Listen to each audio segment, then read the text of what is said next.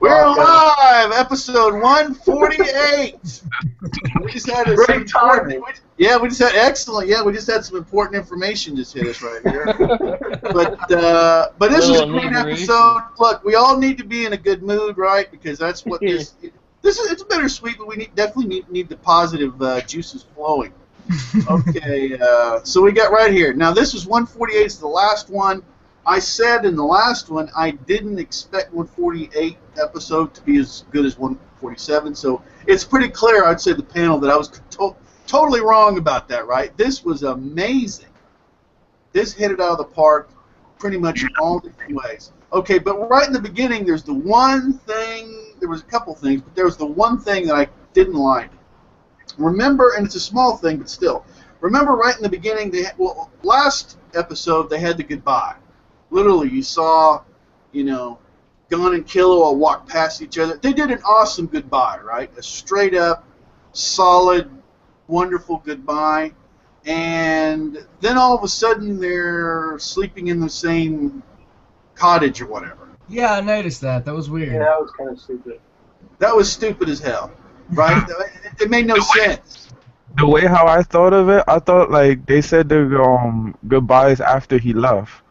But it was taking place like the night before or something. No, I mean they already did it. I mean it was same timeline. If they would have shown this in 147, okay, fine. But that just makes it look like that the last episode was written before the one before it. Well, it doesn't make any sense the way it is. A clean goodbye should never be messed with. Leave it alone. Yeah.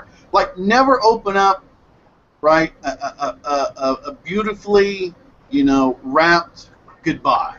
You just leave it. It's beautiful. It's been done. We're all happy with it. Don't run back and open the damn thing and start over. It was done. It was beautiful. So just edit that thing out because it made absolutely no sense. And a few other people actually. The comments kind of went into that. Now let's get to start and get to some of the stuff I really like. What did you think about how they did the flashbacks in the opening song? Hello. Anybody? 1, 2, 3, checking. Remember right at the beginning when they did the little mini flashbacks?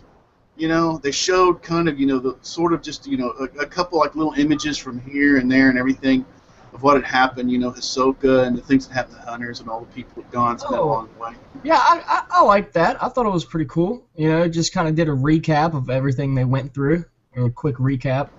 Super quick, right? It was really good, and it was done with the music, right? To get the mood, kind of nostalgia, to show us, just how far we've been and all the stuff that we've done, right?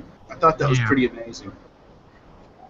And then we got to the World Tree. We got the symbolism of Gon, the Pro Hunter. He's the whole thing of him. The obstacle, the last obstacle.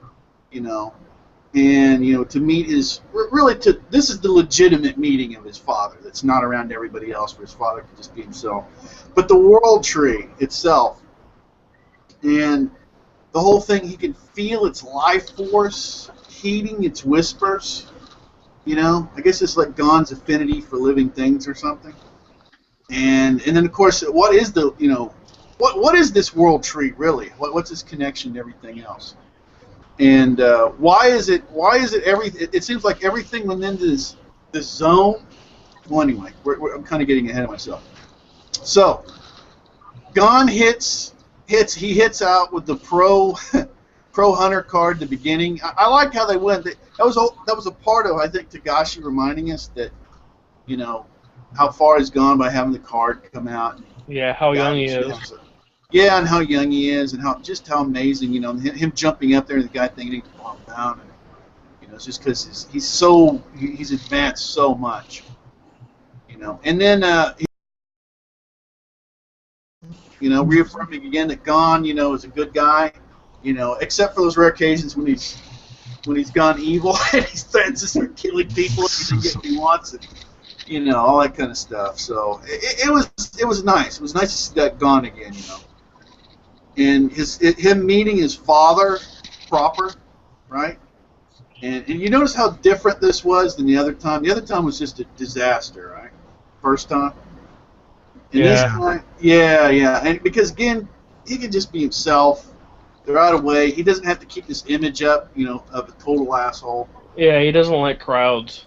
He doesn't like crowds, but like I said, some people, how they deal with other people is being a prick just to keep other people away, and that's what Gin is. And he also, I don't think he wants, to be.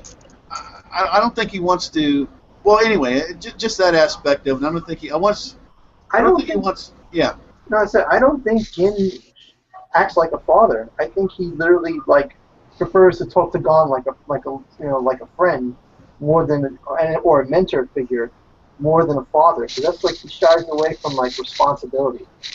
That's he strikes me as someone that doesn't really like responsibility and just wants to be free. That seems to be his gimmick. So the father thing is constricting to him. So he's uncomfortable with it, and he doesn't want to deal with the hassle of Gon saying, "Why'd you leave me, Dad?" and all that stuff like that. But once he saw that Gon is just as carefree as he is, and they can have conversations like two hunters, then that's where all the tension went away, and that's where they could form a bond that's totally different from a father and son bond. That's the way I see it. I would say that the example of the first time that they're together, of the way that he doesn't want to show his sensitive side or everything, that he's an asshole. It's the same that you'll see in the the anime already showed it. The hunter thing, everyone else he benefits by being a jerk.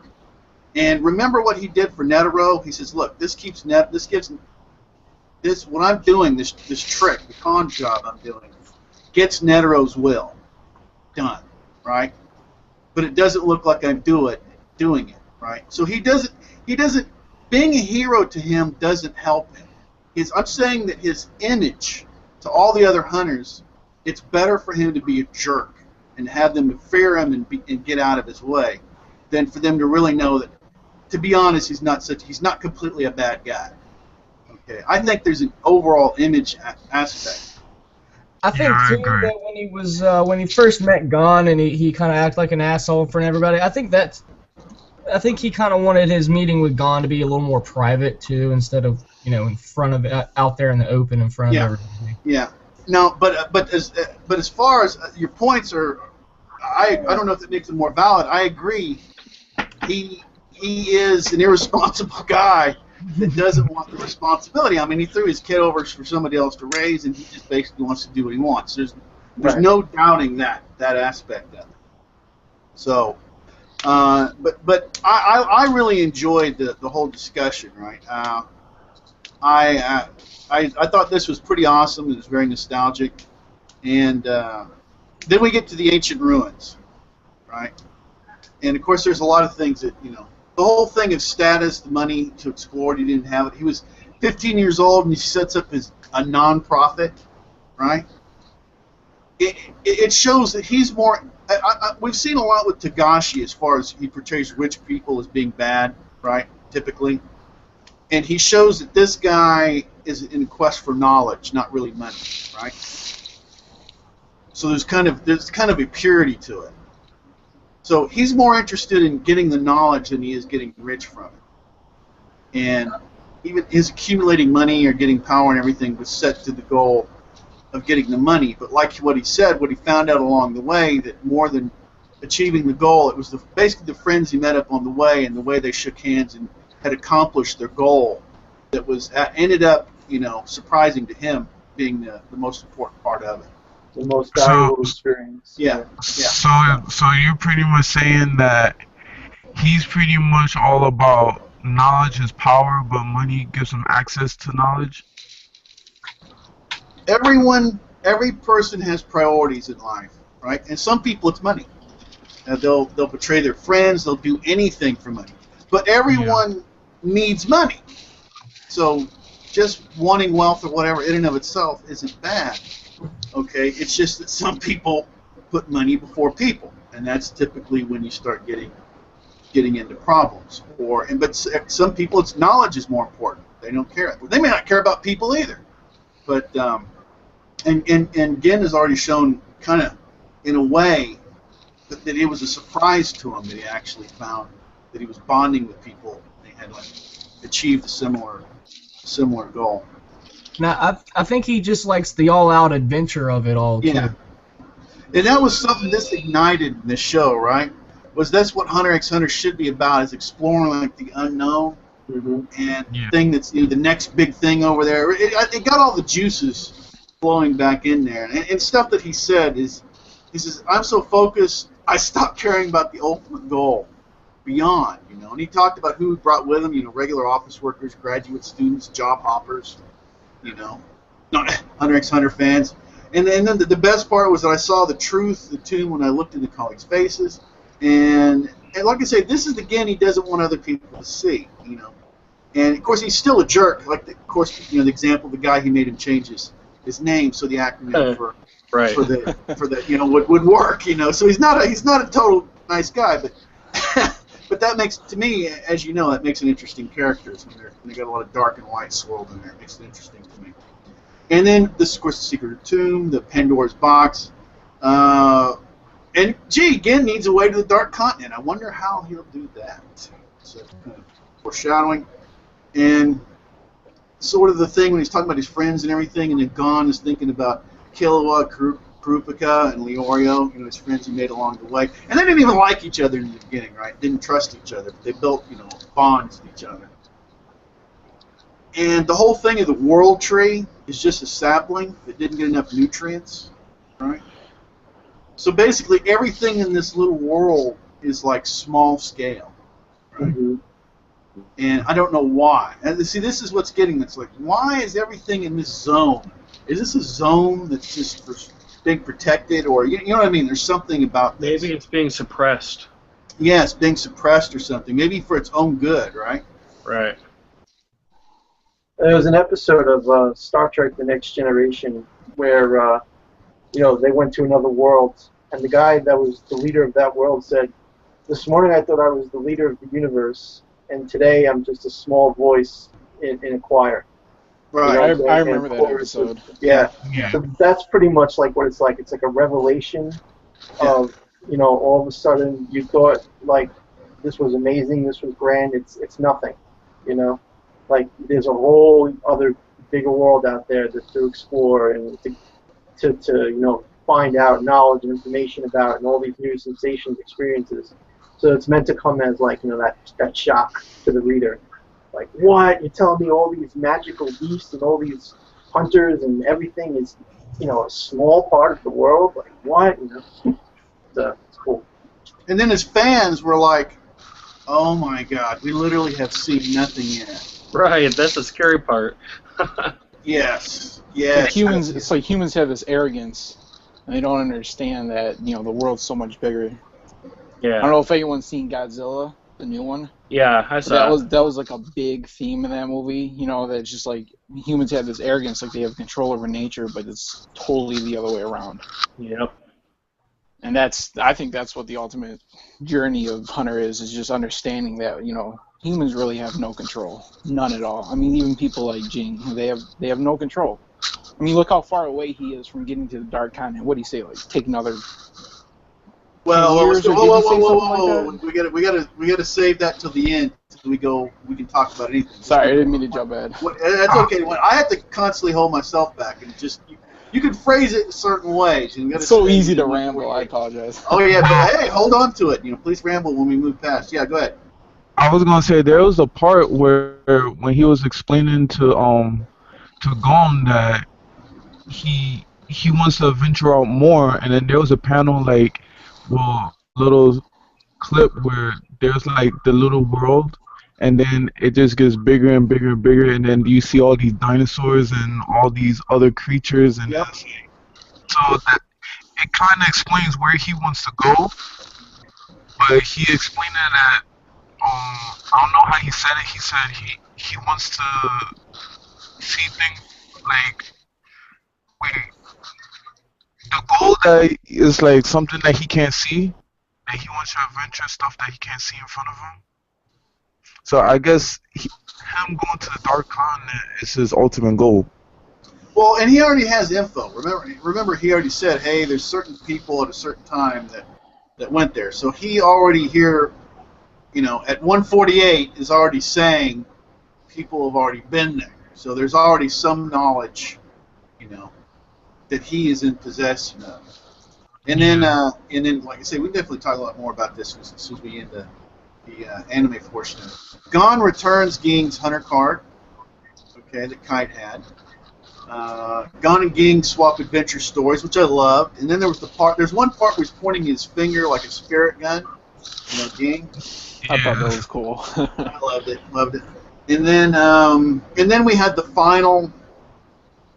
At the end, they did a great job. The final, you know, the end song, they went ahead and had Nav and Morale toasting Netero with some expensive alcohol of some type. And they had Knuckle Palm, Meleron, and Il Congo visiting Shoot in the hospital for that. That was nice. Right, and Kurupika in front of his clan eye shrine. Oh man, the foreshadowing. Very powerful. And then they went and totally, I was like, they did what the heck? Gota alive? As a, what? Magical beast? What? And I'm like, was that just a magical beast just doing a gag, or what the heck? You know, yes, I still don't know 100% what that is, but I just hope Gota is dead no matter what. I've heard some theories about that. Like some people are saying that like he's just filling in, so I guess maybe Killua may have been close to him. And they don't want him to like find out that he's dead. There's nothing to really like prove that that's the case, but I can't think of anything else. You know what I'm saying? Well, it blindsided me. Well, that was another case of, I don't even know if this was just the animators or what this was, but this is another thing. Gota he's dead. I liked him, but he's dead. I mean, his dying is a whole part of, hey, I read and watch Hunter x Hunter, and people die, and they stay dead. A couple of them come back.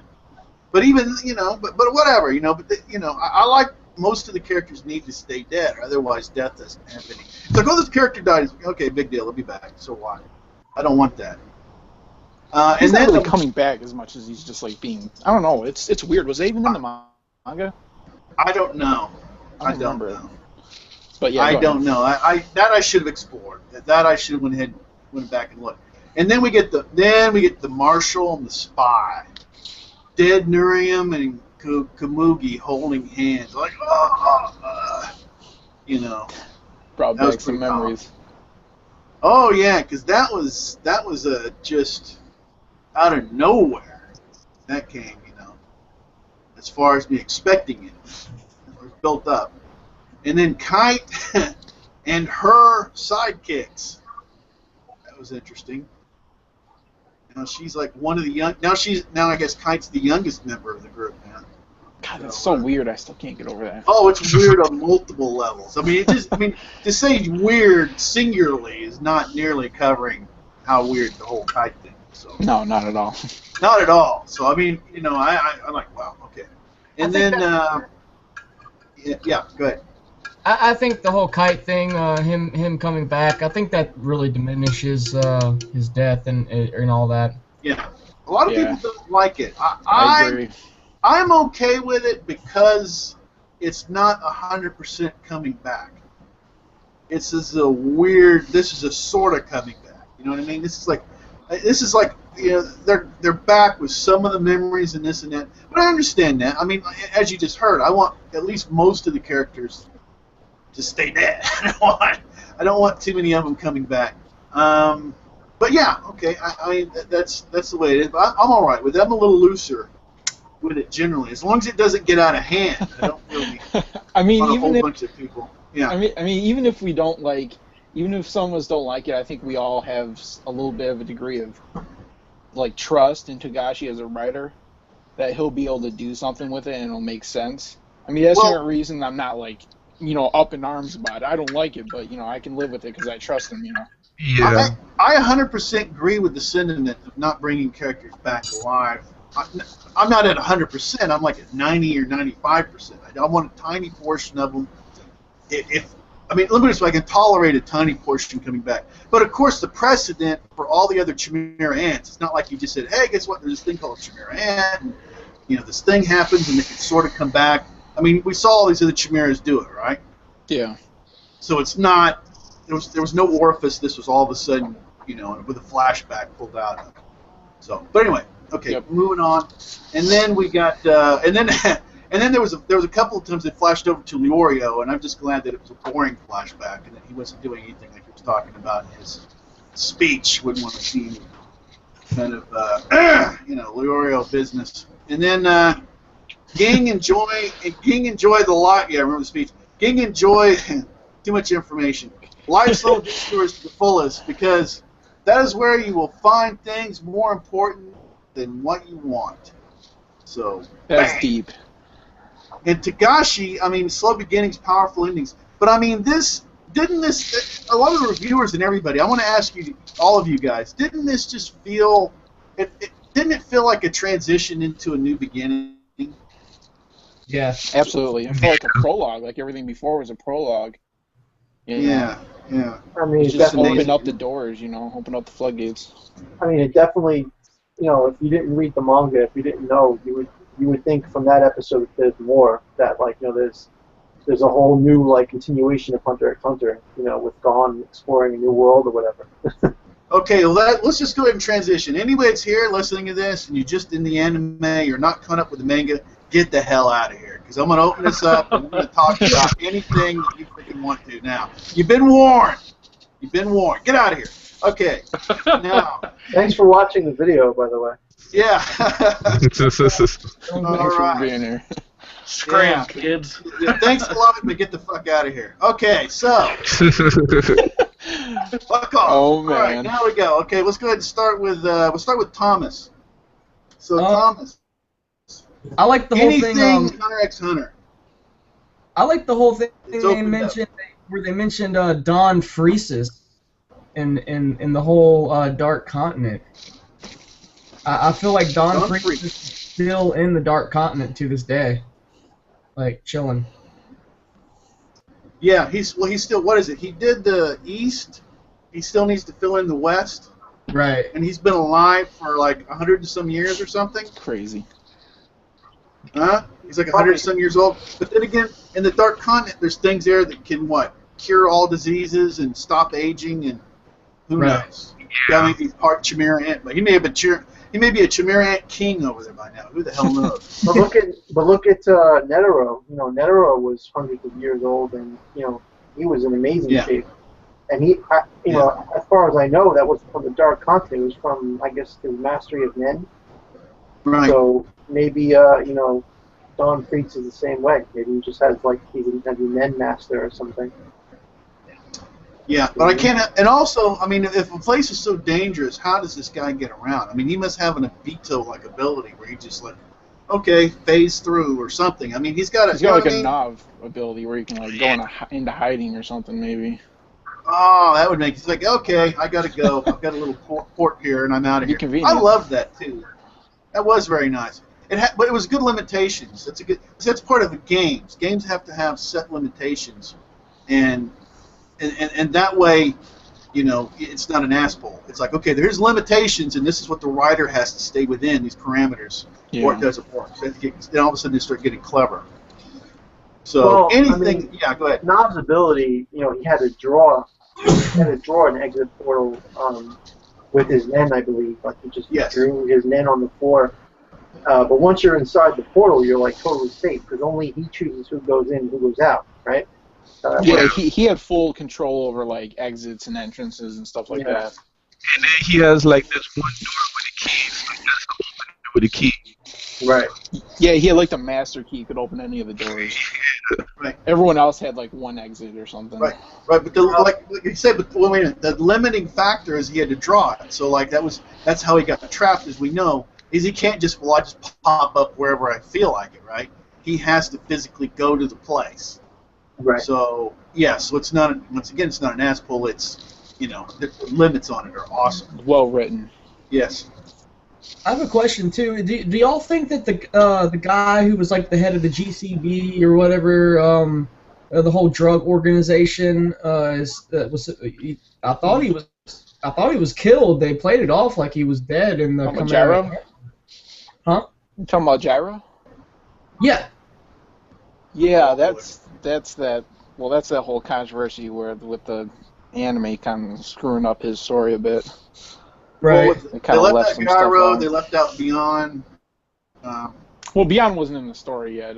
Yeah, he wasn't. He's in the next arc, but so Gyro's out. But okay, but he's going to be significant later, I think. Yeah. I would hope so. But anyway. But yeah, well, the whole Gyro thing, I'm curious. I know Anthony's into it, but man, unless two things need to happen. They need to show us that. I'm pretty sure Togashi hasn't just dropped it. He ain't going to do that. But we need to see something, because I just don't think that we're going to see any Gyro stuff anytime. Well, when he starts writing again, I don't think we're going to see it anytime in the beginning. I don't think Gyro is going to pop up on the boat. But then again, we're not going to know because we don't know what Gyro looks like. No, I mean, Togashi I don't think did so a great either. job of. We have no idea what this guy looks like. None. He was like in a coat, like a big trench coat in the manga, like walking away with like one of those big like poofy winter coats. It looked like almost, and he just said that he was going to Meteor City. And that's literally all we got. And that was before the ant invasion, right? Yeah, that was right in the manga. It was right around when Gon was fighting Knuckle for training. That was right around that kind of area. Right. Yeah. Because the ants, I forget what the organization was called that Gyro was commanding. I don't remember. The Gon organization, whatever it is, something with G something. That was like their headquarters, right? The ants destroyed and like converted gave the food to the queen, have all those. So Gyro wasn't there because he went to Meteor City for some kind of mission or event or whatever it was.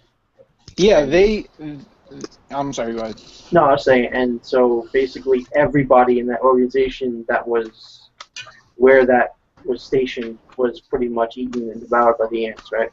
Exactly. At least that's what I remember. They showed his backstory and everything. They just left out the part where, like, in the manga they were saying, like, how his will was so strong that, like, as soon as he was born, he immediately just abandoned the nest and left, you know, with his memories intact, like, completely, which was unheard of, at least from all the Chimera ants we've seen. Like if they even remembered anything at all, it was in pieces. But he was just, like, intact as a person on the inside. Of course, he had a different body and everything, but he just kept on going, you know, and just, I was assuming he's probably going to start over in Meteor City, and they mentioned that thing about how, you know, it was just by chance that, you know, he didn't meet Gon, and that, you know, when the day comes that they will, you know, something's going to happen. It's just they left all that kind of little foreshadowing out. Are you talking about Gyro being an ant and leaving? Yeah. Is that what you're talking about? Because I thought he was gone before the ants invaded. Oh, no. No. Gyro was unique because he had all his memories. Okay. He was like the same person. Yeah, he was the same person, and he simply walked out. Mm-hmm. That's how much of a badass he is, and that shows you It's he's probably got to be related. Yeah, it's probably related to his Zen ability. Yeah. Oh man, I was gonna say that. I was gonna ask that question. Only because, like, think about it. What's her name? Pam. Palm. Right. Palm's ability was, you know, to see into, like, you know, to see whoever she looks at with the crystal ball, and then her ability got evolved to where she could see up to 3 people in her eye, you know, not with a crystal ball anymore. Right. But, like, on the third eye. So you could imagine that Gyro, if he had an Nen ability, it was probably enhanced just like Palm's were, and maybe that's what gave him immunity to, you know, the ant control or whatever. I didn't even think of that. He's probably, like, amplified now. Yeah. Man, he's going to be, I'm telling you, he's going to be a monster when he comes around. I think it's going to be forever because, of course, we got all this dark content. They should make Gyro, like, a real antagonist and then bring back his followers that survived and have him, like, kill them or, like, get involved with him, like, where he's, like, you know, evil and attacking them. Because that would be a great way to introduce him into the story. Well, and he's one of Togashi's greatest things he likes. He likes mafia bosses. Yeah. So here's a mafia boss. It was tortured as a child. Hates humanity, right? Hates the world, and now he has these powers, right? So he's going to be some crazy and powerful mafia figure, and he may, yeah. No, I'll let you finish. No, well, he just Another good connection. He may already. Well, wait a minute. He may have connections to the Dark Continent because of that. I mean, he may even be the people that is actually running the secret, voyages or whatever that Pariston and Gin are involved with. Because remember, they take this other legal route or whatever. Or he might be introduced with Kurapika, because Kurapika is in the Mafia, so maybe through that we'll be introduced that's a to good his character. Well, I can't help but think that since we don't know what he looks like, that this will be a character that we see for several chapters. And don't know it's him. Revealed. Yeah, and then it will be revealed. Hey. That'd be great. That would be. That'd be a really cool reveal. Like, find out that that's Gyro. That'd be awesome. I have a twist. What if? All right, you know how Patterson said that? Well, actually, Ging said it wants to use the Chimera ants and play around with them. Yeah. Mm-hmm. Since Gyro was born as a Chimera ant, but still have all the stuff, you think he'll still have control over the Chimera ants that Patterson pretty much opened the floodgates? I don't know if he was. It's like, do you see that happening? Well, I think his was a separate. Right, they're going to the city because Gyro was already out, and they already were going to the city to meet up with him. Right. Yeah, he left. So, yeah, he left. So I think he's completely. He's pre this. Remember back when she had like commanders and stuff. And yeah. Was having, that's when Gyro left. That's when he booked out of there.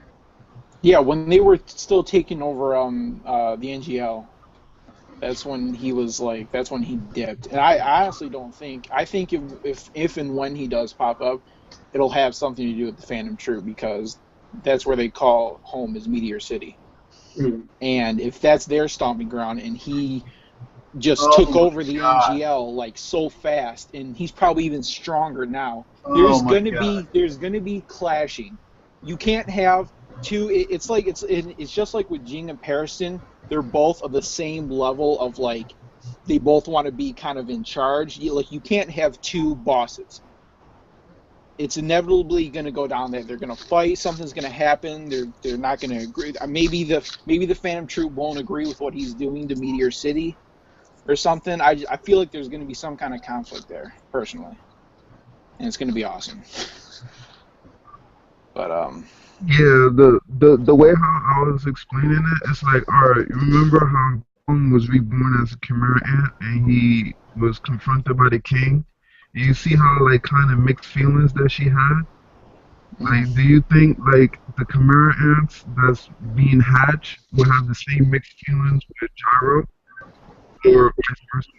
Well, I don't see. The one thing is, I don't see any mixing with Gyro and the ants. The timeline's all wrong.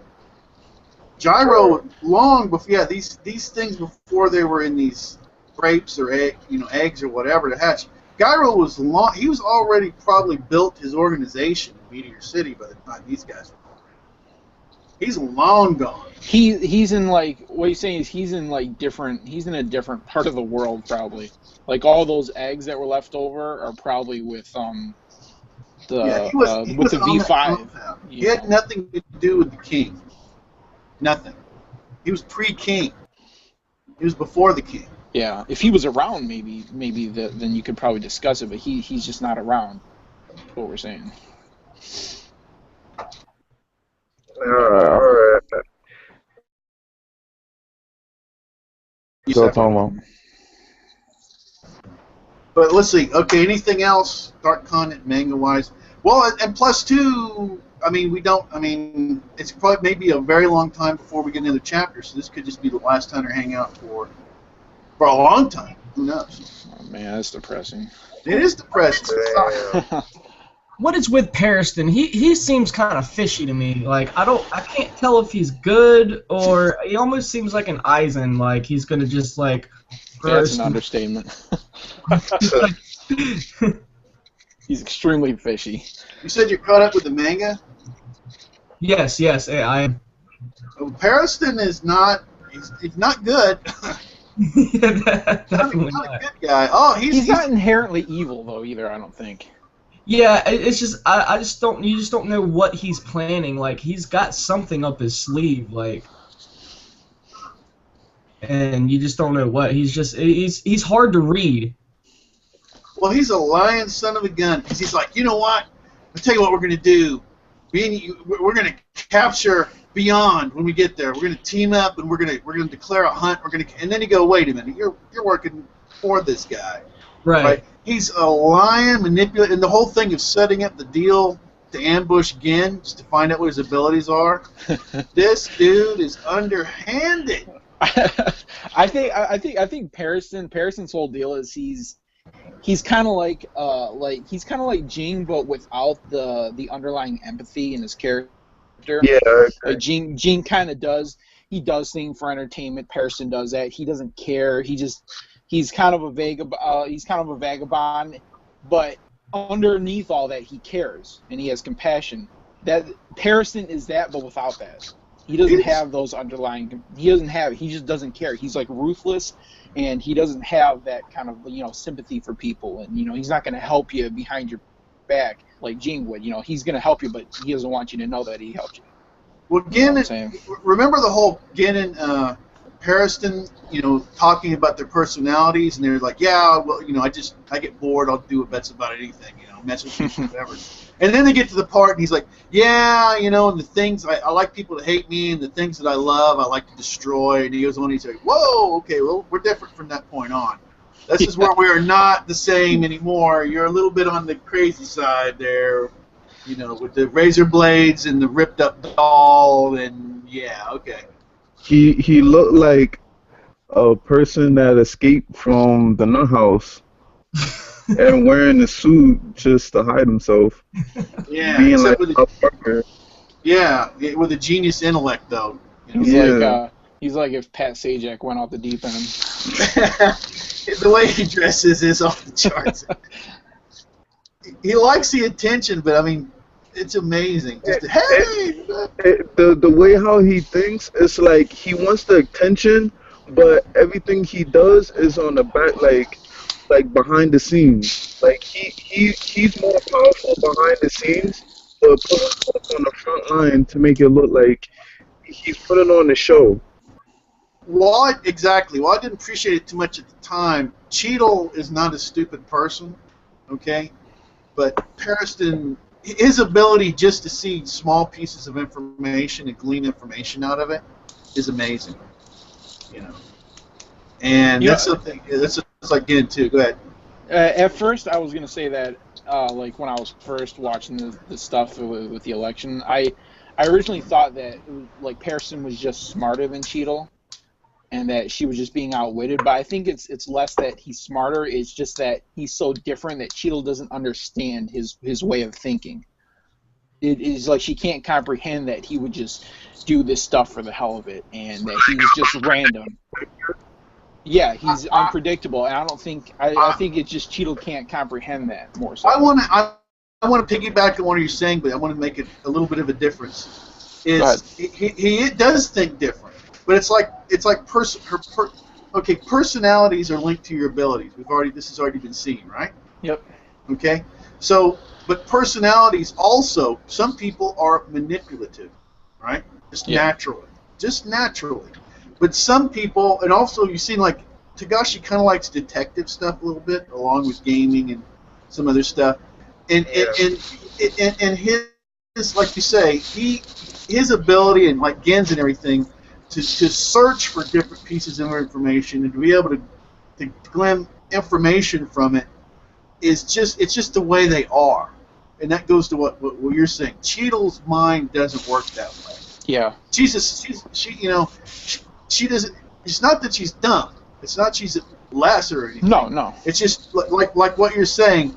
Her brain simply isn't manipulative or deductive like that. Yeah. He's so different that she just doesn't understand it. Yeah, she can't comprehend it. You're pretty much saying that Cheadle's like book smart, but Pariston can like outthink you without being book smart. Yeah. He's like a con artist. Gen even said that. Remember the thing he did for Netero in there? He's like, it's a simple con trick, right? It's the same. It's the same thing. Yeah. It's the same. This guy's a flim flam man. He's a con artist, but he's a damn good one. And that's what makes him so awesome, is because he's on the he's obviously on opposite sides of Jing. Like, they're obviously opposing forces, but in a way, like, Jing is like his closest friend, and kind of like it goes back to when Jing was talking to Cheel, how he was saying that Pearson's the only one here who's furthering the chairman's will, but at the same time he's this negative force. It's I don't know. It's weird. It's hard to explain. I don't know if you guys. Well, how about Hisoka? I mean, this is I love complex characters, and that Togashi does this. Like, is Hisoka a good guy? He's not a good guy. Is he purely an evil guy, or is he just someone that's out to have fun, try to beat up the biggest people out there, and he doesn't care about the carnage or the body count along the way? He'll help or hinder you at the drop of a hat. It's whatever his mood is, Whatever his mood is, whatever's the most entertaining to him. But he's not purely good or evil. Yeah, go ahead. I was going to say about Hisoka. Remember the time when they had like the ballot, and Hisoka didn't write a ballot, but he was sitting there, and every person that he pointed out, he was like saying a number on his head. Yeah. Was that that time that Ging came, and then Hisoka just like got excited because he was stronger than him? Like, does anybody remember that part? Yeah, I remember. It was during the voting. I didn't remember Gin. I didn't remember Gin in there. I remember him rating. Yeah, but that goes to Hisoka's ability. He just, that's all he cares about. He's just like, okay, what's the biggest fish I can fight here? And was that an actual ability, or was that just him saying stuff? Was that just his opinion, or was that like a Nen thing? I'm wondering. I think it was an opinion. Yeah, he was just rating their Nen power or something. Yeah, that's what I thought. Hisoka gets off on like finding people that are like stronger than him, because he's like looking at Gon and Kahlua and like throughout the whole series, he's like, wow, he's just waiting for them to get stronger and stronger, and he's getting more and more excited as he sees their strength progress. He's looking at him in more ways than one. Well, this is the problem. This is the problem with opening up this whole thing is. Because everything you're saying is correct. He wants to fight him. He wants him to ripen into strong opponents. Right. But he wants him. Yeah, he wants him to ripen into strong opponents that he'll fight later. Unfortunately, it's been made pretty clear that that's not really the only way. Oh, and man. There's other strong connotations. So yeah, it was never shown more than it was in Greed Island, man. I remember first watching that episode. I'm like, did they really just go there? I can't believe they put that in this kind of seemingly kids anime, sort of. Well, it's not really for kids, but Yeah, you couldn't do that in American stuff. They'd be like, no. No. That wouldn't happen. And that, the whole, I wish they would have changed that, and then the whole Palm thing. 24-year-old woman having a date with a 12-year-old boy. Like, you can't. Palm is one freaky character, man. I just like, she's so weird. Well, the I rules love are how different, guys. Yeah, they're different. But one of the parts that I love, there was in the beginning. I could have done without the whole Pomp character, to be honest. But the whole thing in the beginning, her dark moods, I laughed so hard because she's like, all right, well, if you can't do it, just give up, because if you try and you can't do it, I'm going to get really upset. And I'm going to kill you. And bad things are going to happen. Even Bisky was afraid. She's like, I got to get out of here. Okay, she's like, okay, I got my escape. Bisky's like, I got my escape route already planned, to get out of here when it hits the fan with his crazy palm. And she's very strong. Yeah. Bisky's is scared of her, and we all see Bisky's ability. Yep. Doesn't want to be involved in this, but I just love the whole crazy palm thing. I thought it was hilarious. I wasn't a huge fan of her at first either, but I thought she was really good at the end of the Chimera Anarch. Yeah. Especially the stuff with she was good there. Meterim at the end. She's not trying to date a 12-year-old boy. I had no problem. That thing was freaky. I'm like, what the fuck? Oh yeah. It's like no. Yeah, it was bad. Come on. I have a question for everybody. Who you think in out of all the characters who has the best ability? Who's the character that had the best ability? So far that we've seen? Yeah. Oh, man. Something. Oh, yeah, that's hacks. We need to leave that out of it. Well, we'll see. I haven't poured. I think it'll work out in the end. But, in your point of view, like who you think had like the best like deep sense ability? Oh man, that's a very good question. We've seen quite a bit.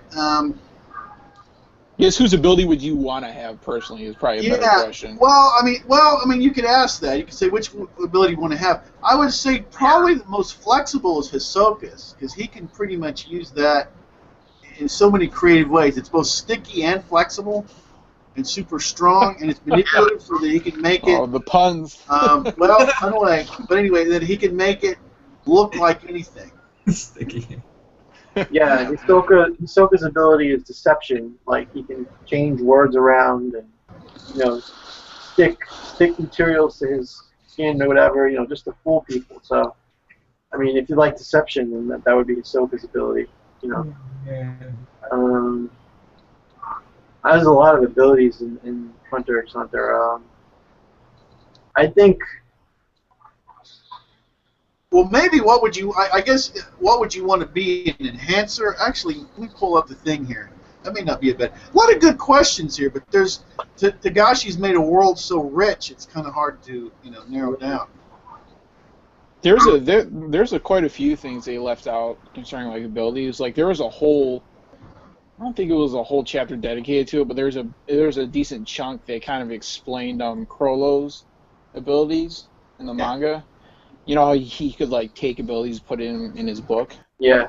Like there was like rules to that. I don't remember them all off the top of my head. I don't have a computer in front of me. I don't know if Michael could look it up or something. But there was I believe it's saying like he had to witness it, and then he had to like the person actually had to touch the book within like an hour of him witnessing it. And he had to. Oh man, I wish I had it.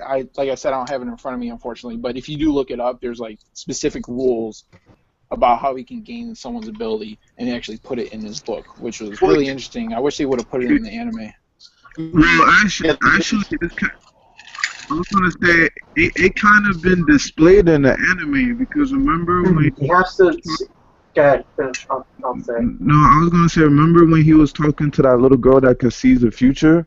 Yeah. Like he kind of did most of the requirements on the anime, but when he was fighting with Zeno, it kind of he explained all the requirements to use the abilities. Yeah, so he has to witness the Nen ability with his eyes.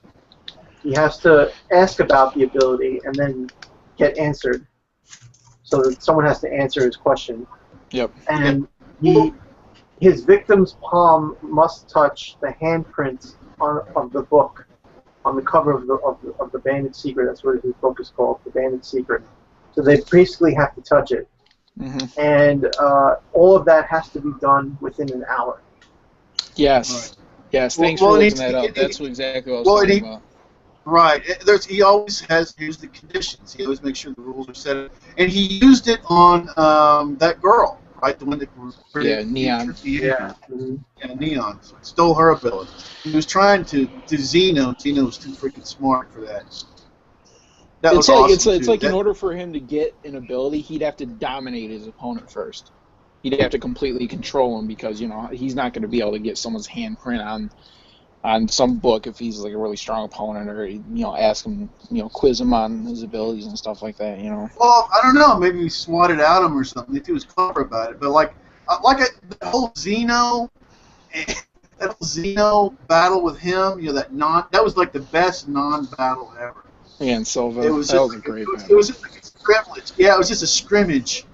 It was like, oh, all the mob bosses are like, okay, contract's over, we're out of here. And that little conversation they had, well, Carl was like, who would have really won? He says, well, if you were serious, you know, if you've been really serious about it, you know. If you're trying to kill me, you probably would have won, but otherwise I didn't. Instead of trying to steal an ability from me, you dirt. Alright, so I was thinking about it, and I think the ability that I would most want to have is what's her name? The mind-reading girl that died from the Phantom Troop. Oh, are you talking about, what was her name? It wasn't, it was Pakinoto. There you go. Pakinoda. Pakinoda, yeah. Who had the gun? She could shoot like information into people. Yeah, but yeah, that is pretty sweet. And just by touching people, she could see what they said. She can see all their memories, anything that. Yeah, that'd be a good. That's the ability that I would want. That's why nobody would ever be able to lie to you. It's a little difficult to use, but it'd be cool. Now all you gotta do is like make someone give you a high five. Hey, high five. Yeah. There you go. Yeah, you'd have to be really sneaky about it. I mean, it would be great, except like on that guy or that person, whoever they are, that lives in that you know, something like that. It would be that would be awesome. And that would be under which one of the nin abilities would that be? I'd probably think it'd be manipulation, no? Must she be a transmitter kind of? Because she's kind of. Isn't transmitter like a projectile? Or yeah, transmitter. The transmitter changes the quality of aura. Well, she's shooting. She had that thing where she could shoot a bullet into someone's head, and it would transfer info. Yeah. So that's kind of like it. Was that kind of like an emitter? Emitter shoots out, projects aura. Then she's probably an emitter. She's probably a specialist because she's got multiple. She's probably an emitter because, like you said, she puts the information into the bullets. Yeah. So she could probably hit you with a pipe, and you can get the information. The same way you get shot with a bullet. You know, the bullets aren't special. It's just a normal gun that she imbues the bullets with the net, right? That was a normal gun? Yeah. As far as I knew. I don't think so, because the people would have been dead. She shot like 3 people in the head at the end of the arc. Well, that's what I'm saying. Her Nen stops it from being deadly and instead just conveys information. That sounds like an emitter to me, or a transmitter or whatever. It could be. Yeah, I mean, you may be right. Well, transmitter changes the quality of aura, and emitter shoots out the projects. Yeah, so projects. So maybe she's strong in both areas, transmitter and transmute and emitter. I thought that gun was she like something like a conjure ability personally. I mean, a real gun. The only reason I don't think so is because she literally shot like 3 of the Phantom Troop members at the end, and even if she stopped it with her Nen, but they probably still would have died. Well, either way, she's obviously skilled in more than one area, so that would make her a specialist, right? I'm guessing because specialists are like multiple. I don't know, but that's definitely interesting conversation nonetheless. What does it say about specialist powers? Because the specialist always confuses me. Specialist. Well, a specialist means you're maxed out on everything. Well, they said specialist is something that doesn't fit into the other categories. So it's just like unique to you. No. No, that's what it said. I remember that specifically. Hold on, let me look this up, because that's not my understanding of it at all. No, a specialist. Okay, it doesn't have. Isn't a specialist able to max out 2 of the categories? No, all. No, that's only when it. I'm gonna find it. That's only when it comes to Kurapika, when his eyes are scarlet. Yeah. Then he can max out everything. But they said, like back in the Heaven's Arena arc, that a specialist was an ability that didn't fit into any of the other categories. But you want to know the funny thing though? Kurapika's ability, Emperor of Time, that's his real ability. That's his real Nen ability, like that he naturally has. The whole chain thing, he created that, through like a covenant with Nen or whatever the hell he did. But originally he always had that ability with those eyes. Yeah, that's a clan. Yeah, but that's a clan ability. That's a blood. That's like a bloodline. We don't know that. we don't know if any other Kuruta would be Yeah, alive if they would have that ability. Yeah, they never confirmed whether it was a clan thing or not. Yeah, It's he a good just said theory, it's his. though. It says it's his ability. Yeah, I don't know. Because I would imagine that's an ability related to Nen that was born, for him. I'm sorry, what is the Emperor time again? I keep blanking on it. Emperor Time. It basically enhances all of the categories to 100%. Yeah, okay. So that's when his eyes are scarlet. Yeah. Gotcha. So he's 100% enhancer, transmuter, emitter, everything. He can do anything pretty much. Yeah. Yeah.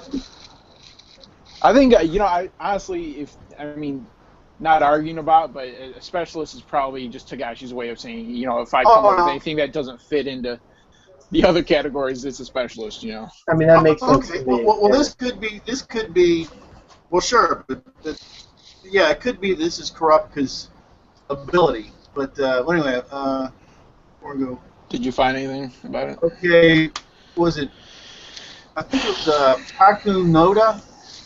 Yeah. Looked at the troop number. That was the one that had that ability. Yeah, she was the one with the Personality, butterface.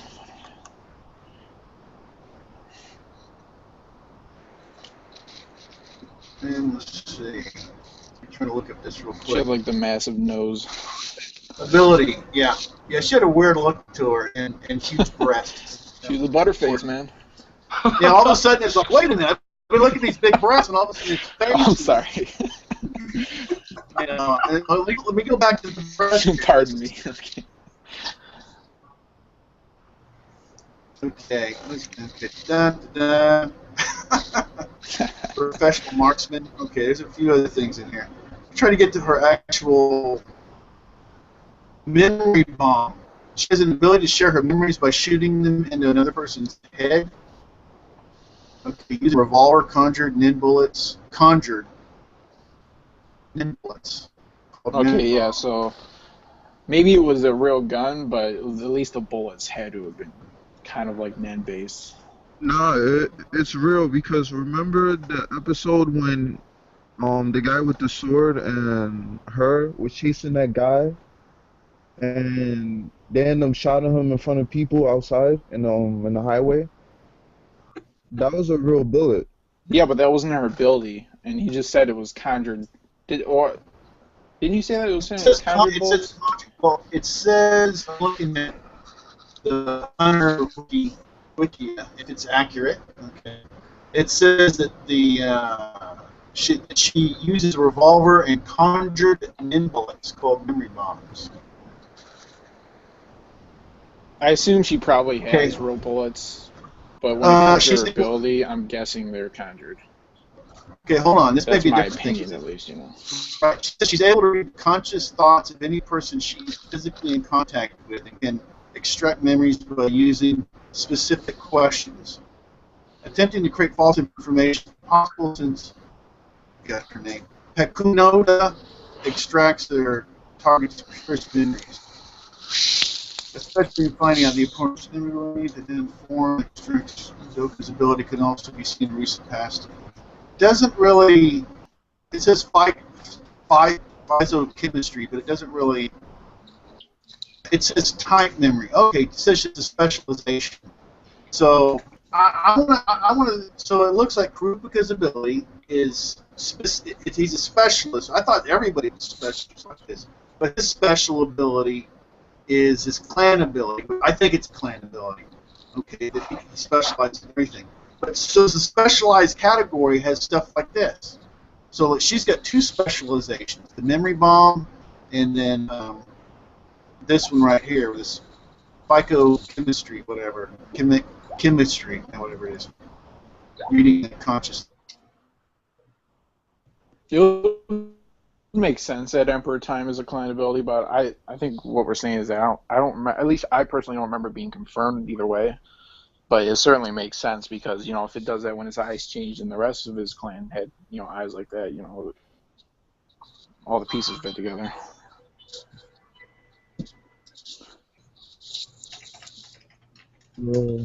Hey, Steve was cutting out there. Was that just me or? No, I heard it too. Okay. Sometimes my. Well, who else was an ability that did, like, that's their favorite? Can everybody hear me? Yeah, I can hear you now. Hello? I hear you. Can you hear us? We hear you. Hey, can you guys hear me? Okay, he can't hear us. Yeah, we can hear you, Steve. Okay. Thomas Cheatham, are you there? Yeah, I can hear you. Don't add apps. Okay, you were 2, now you're 1. Can you hear us? Yeah, I can hear you guys. So Okay. don't add apps. Do not add apps in Hangouts. Yeah, you were like. Then everybody else has it. Yeah, you kind of sound like Yeah, a robot yeah. still. Do I do? Yeah, just a Yeah, little you're bit. right. Okay. Yeah. So Thomas, don't add apps. Oh Because when you no. add an app, no, you did, because it tells me right here that you added an app, and every time that happens, what happens is everybody else has to add it, and then that slows everything down and it stops the Hangout. Oh, So my bad. what was it? No, it's not a problem. Just don't do it again, please. And what was it? Life and Boot did that before also. You know you can add apps. Oh yeah, well, yeah. So anyway, don't add apps. Time to add some apps. There we go. He does it. Just kills the Hangout. But anyway, it's a Hangout killer. That's what it is. So. So who else? Who else wants their like a favorite ability? What about you, Steve? It's a good question. I probably need like 30 minutes to sit down and really think about it because the NIN system, while it's great, to go, see how things. For me, I would like to have that one of the Chimera ants that when you hold your breath you become invisible. It was Meleron. I was gonna say him, but that's so limited to your capacity in your lungs, To breathe, yeah. But I mean, if you were to give that ability to someone like Morel, dude, he'd be a beast. He'd be a beast. Yeah. I was gonna say that I think he will be a way better hunter because of his smoke ability and that.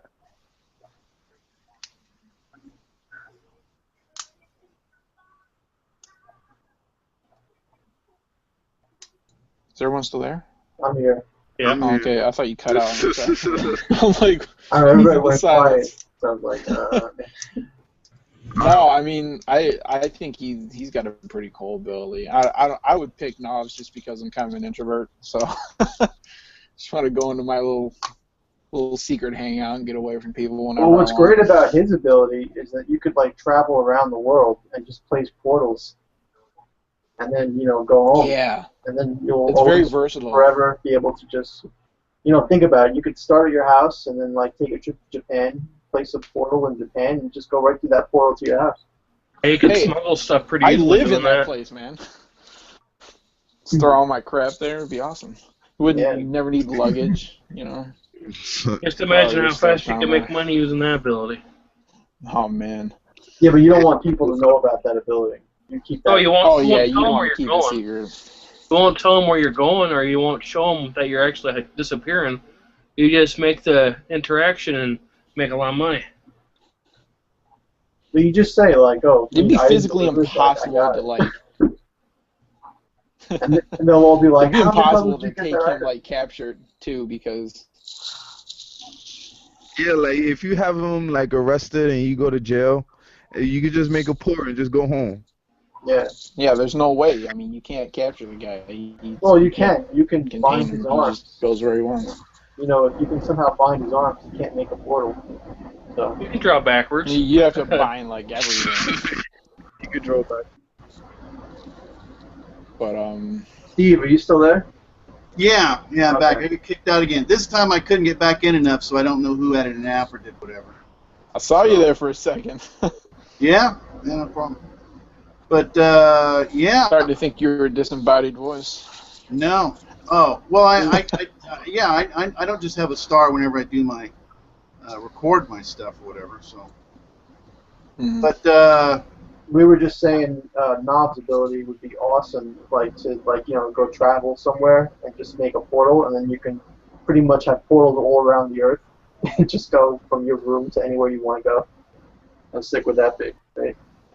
Send him on all the space missions, and he can put portals on Mars. You can just go there I instantly. wonder if it would work planetary. Because does the dimension extend like? Does he have a range? I mean, did they show him like they didn't show him going like across the world, did they ever? No. I wonder if he has a range.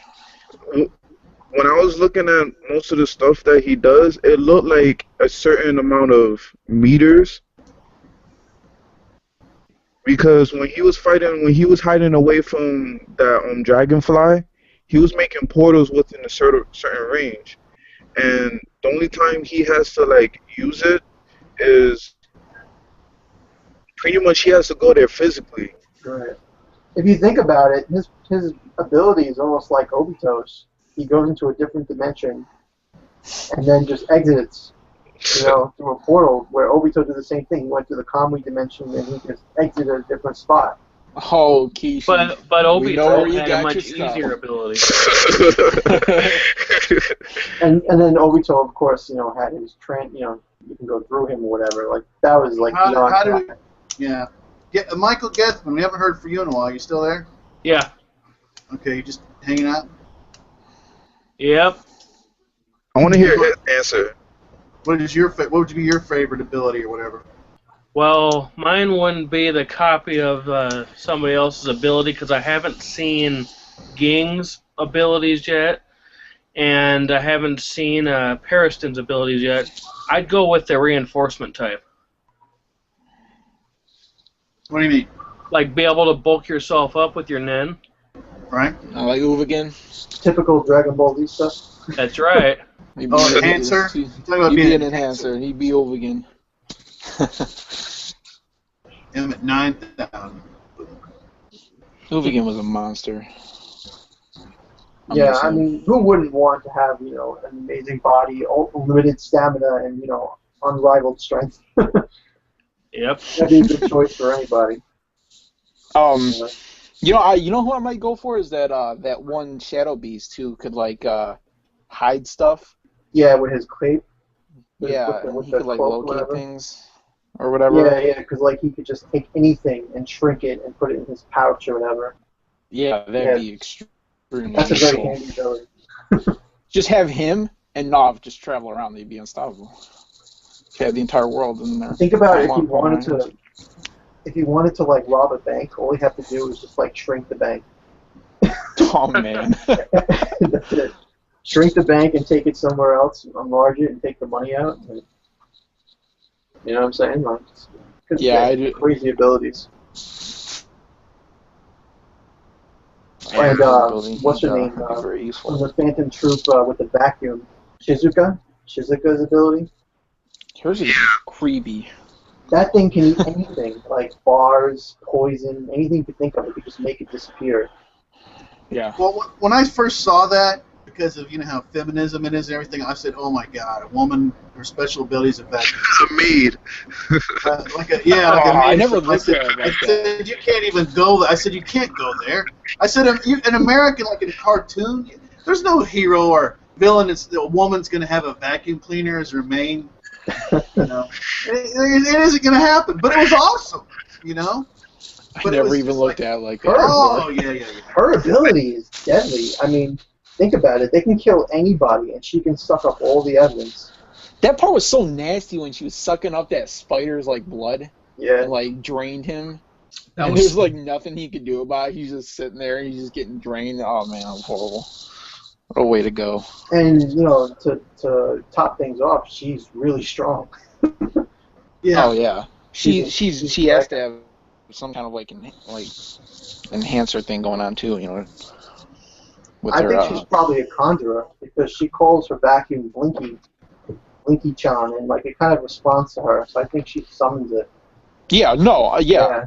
Yeah, she is. I'm saying she has some part of her's got to have some kind of enhancer abilities with her arm wrestling and stuff. And somebody did ask the question. I wonder where all this stuff goes. It's going somewhere. hey, Steve, you can't dig too deep, man. You can't. No, it wasn't me.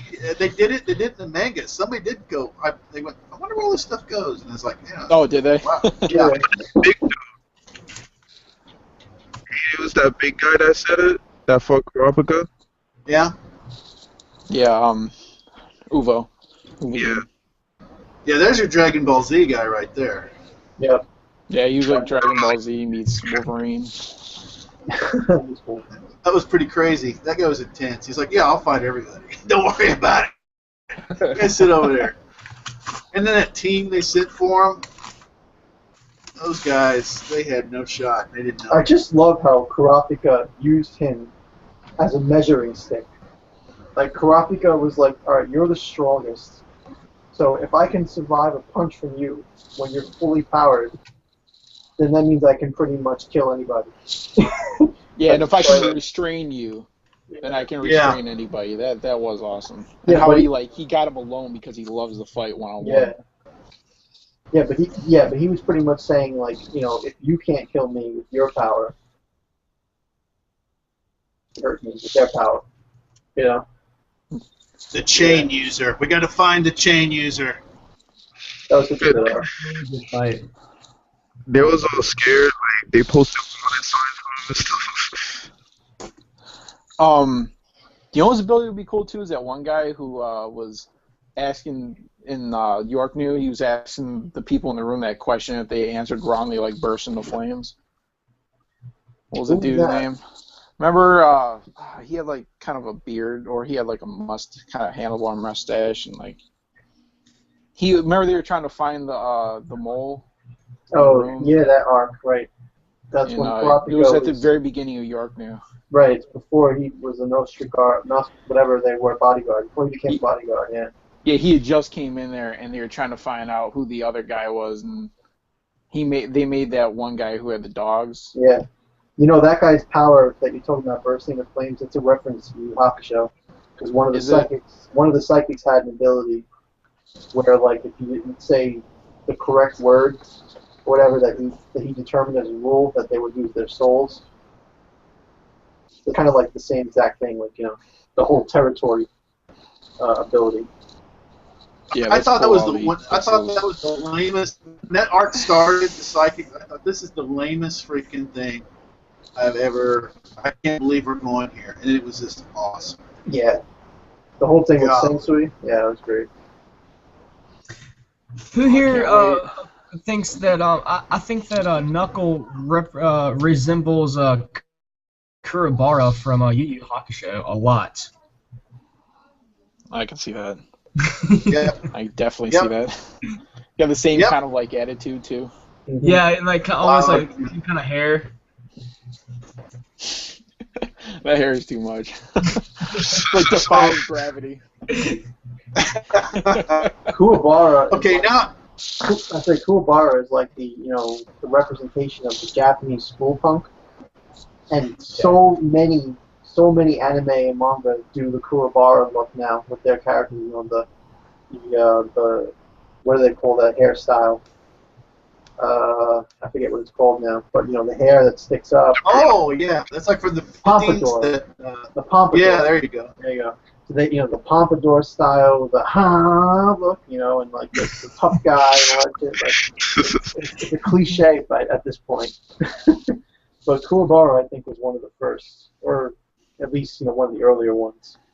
And he's yet something else I saw from Togashi that I didn't like it in the beginning, and then I was like, wow, this guy's actually pretty cool. Yeah, I like this character. I'm right there with you. Now I got a question. Somebody else asked a question before. It's some else's review or something, and they were like, I think it was King of Light was taking questions. What character do you hate? Not who's the best villain, but what character do you hate the most in Hunter x Hunter? Which character have you hated the most? I hated Genthru. I could not stand that sucker. He was. the bomb guy? The bomber. Yeah. It's just nothing about him appealed to me. I didn't like his characterization. I hated his attitude. I hated the way he looked. I hate everything about him. But on the flip side of that, his fight with Gon was probably like one of the top 3 or 4 best fights in the series. But I hated him. He can eat shit and die as far as I'm concerned. Horrible. Yeah, and he's so pompous and he's just like, Oh man, I hated him so much. And hit the whole bully thing down back too. Michael Gethman, who did you just hate? Well, I'm trying to think. Uh-oh. I don't I'll get know back if I to you. really hate one. Okay, do you have one? Do you need me to get back to you, or? Get back to me, yeah, I'll be thinking. All right. NW order, who did you just flat out just straight up hate?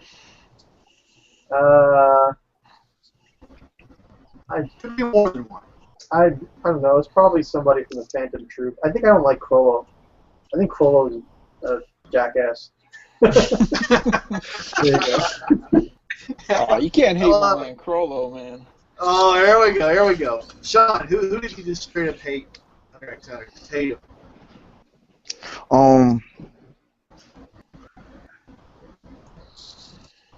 I got one that you guys haven't even mentioned him yet, but go ahead. He wasn't like a character like we were seeing. Like I just didn't understand him, and I just hated him when he fought Kahlua. Remember the guy that looked like a mermaid and he was like playing with darts, and he ended up killed his. Yeah, I hated him too. It was him and his sister were playing. Yeah. He had like a heated attitude. He was like, "Oh, I'm gonna win," and then when he lost, like the girl ended up dying. Oh, Yeah. Sean, that's a good one. I wish I would have. That was an annoying I hate his SLP. ass too.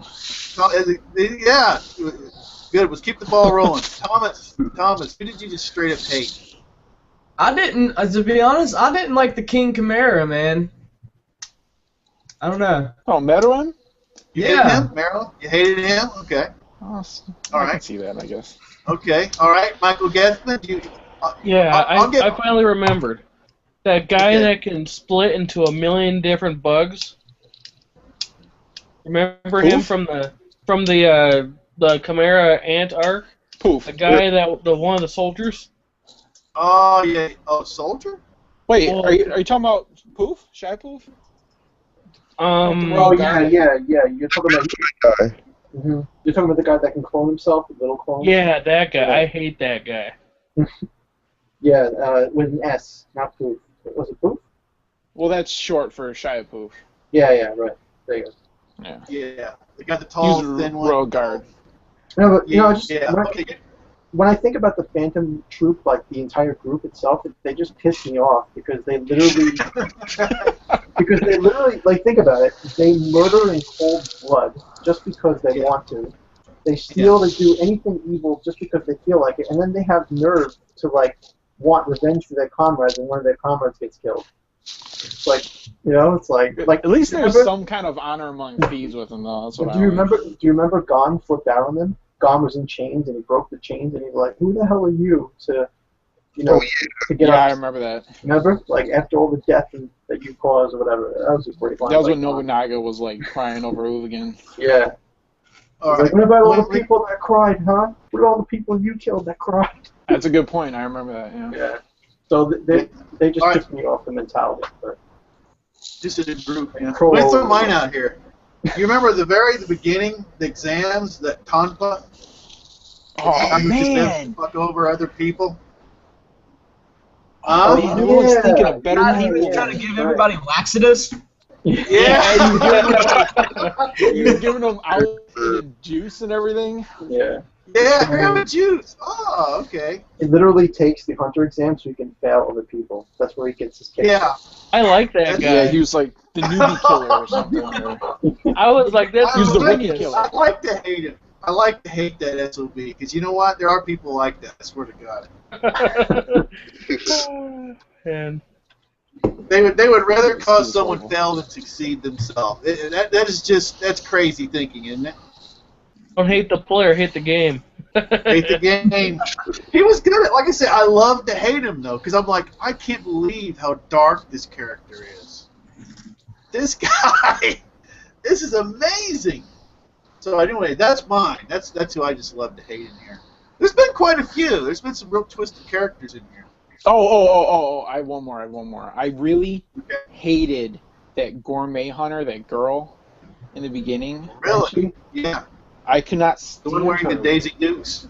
Yeah, she just pissed me off because she just like was failing everyone, and she was just like this pompous, arrogant son of a gun. And I didn't hate her. I did hate her. I just didn't like her. I mean, but she was cute. You know? Oh yeah, hey, I'm not arguing that, man. So that erases everything. Yeah, and also, she flat out told Netero, "Yeah, I'm a bitch. I'm failing everybody just because I'm upset about something. I'm sorry." All right, I'm gonna change mine from the king to Cheetu, the cheetah.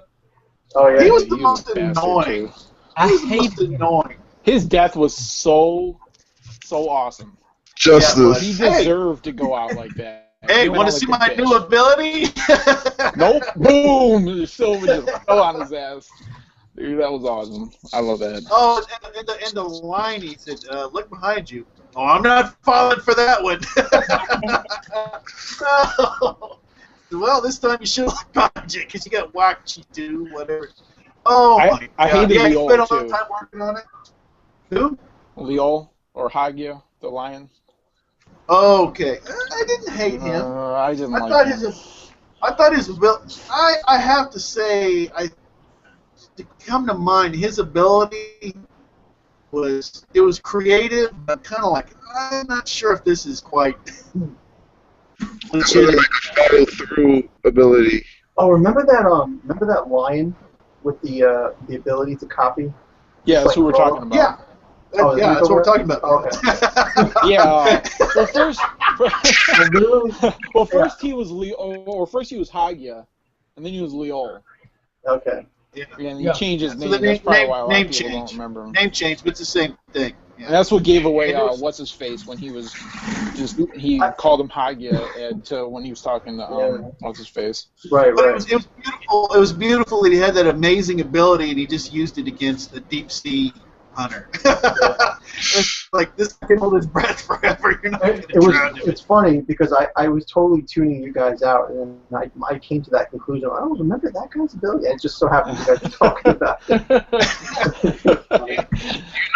You know how I couldn't stand Kalua's fat brother. Oh yeah. Oh yeah, Maluki. Is that his name? Yeah. Yeah, He's his bad brother. It's like, are you sure he's related? yeah, he was horrible too. I didn't like him. Yeah. How in the hell did the Zoldycks, however they're called, how did they allow him to be that out of shape? Like, I imagine there's going to be like a future manga chapter where we get more information on him, and like all that fat is like some kind of hidden skill, like hiding mounds of Hey, muscle or everybody. What? Like he's storing up power like Sakura does. Yeah, like it's a Nen ability or something. Like Right. So no. Well, see, this time when it came back in, it says Michael Gethman added an app. I didn't touch it at all. I did nothing. Well, it says you did. It says you did. When it came It back says in, I right, it did? says Michael Gethman added an app. Yeah, it says you did. You probably updated something. It updates by itself. Oh, that's strange. I haven't touched it at all. It's like a plugin. Maybe it just installed something on its own. I don't know. But anyway, We was talking about Kalua's fat brother. Maluki. I think he just makes up. I think his only place, he probably just makes up for it in being like computer smart and probably find anything on the black market for you. And but I just feel like there's no way the family would allow him to be out of shape like that, and so he must be hiding something under that fat, like it's an ability or something, or some kind of assassin technique that makes you think he's fat, but in reality, like it can like whip out like a weapon or something. I want to see what the mother's ability is. We haven't seen anything of her really. You know what? Why she have like the Cyclops visor on and everything? Yeah, I would love to see more about her. You know what I thought? The mother's ability, she reminds me of the mechanical version of Pain. You see that resemblance? Like, if she has an ability like that, like she has a utility. Oh, you talking about the bald one? The bald path of pain? He had like that weird smile. Remember the one that killed Kakashi? the mother of Kahlua can like change something into like a weapon or something. Or It looks she's like a cyborg or something. Well, I mean, she's in all bandages, so you have to imagine that all the bandages on her is probably hiding something, a tattoo or, some kind of thing that's like weapon oriented. You know, it reminds me of that one Phantom Troop member with the holes in him. He had bandages all over his body too. oh yeah, Or the guy he did that dance. Yeah, he looked like a boxer. Right. Boy, what a pathetic member he was. I don't know if this probably doesn't have any relation, but it just reminded me of that. I remember this is a weird scene. Wait a minute. Now that you mentioned the mother, it's kind of off topic in a way. But you remember when Canary was stopping Gon and everything from coming in originally, right? Mm-hmm. And the mother was there with the son that dresses like a geisha. Yeah, they were watching it. She knocked out Canary somehow. Yeah, well, she went. Canary said something about Killua, and she just hit her with something. Said, "Oh, she said we were being mean to Killua," and just smacked it. And I was like, "What the heck?" This woman just laughed. She said, "You speak bad about the family, wham!" And it's like, yeah, you guys have been electrocuting that little boy in a dungeon. I think maybe you have been. I think any country's child care services would have taken Killua the hell out of there a long time. I mean, they knew that Illumi put a needle in Killua's head too, right? Like they were part of that. Yeah. So I mean, they've been manipulating Killua from his birth, to be what they want him to be. So. Yeah, the whole. So exactly. So in reality, there's all the stuff about the family and the Zoldycks we need to know a whole lot more about. And my gosh, there's a ton of things, for Hunter X Hunter to go to, for Takashi to write about. Yeah, really. When you think about it, he's got so many doors open. He can write anything. And he's left himself, so much room, like with character development. He's done a fantastic job developing all these characters, or at least having backstory, for these many important characters that we can touch on. Like, we still don't know, I mean, I know this probably won't get expanded on, but I mean, like, even Killua's dad, like, how did Killua's dad, become as powerful as he is, just a little bit into his past. I mean, there's so many avenues to explore Hunter x Hunter. I want to piggyback. Wait, I'm going to piggyback right on what you said real quick. Remember the room where they were talking before they went to get Aluka out? It was like a trophy room, right?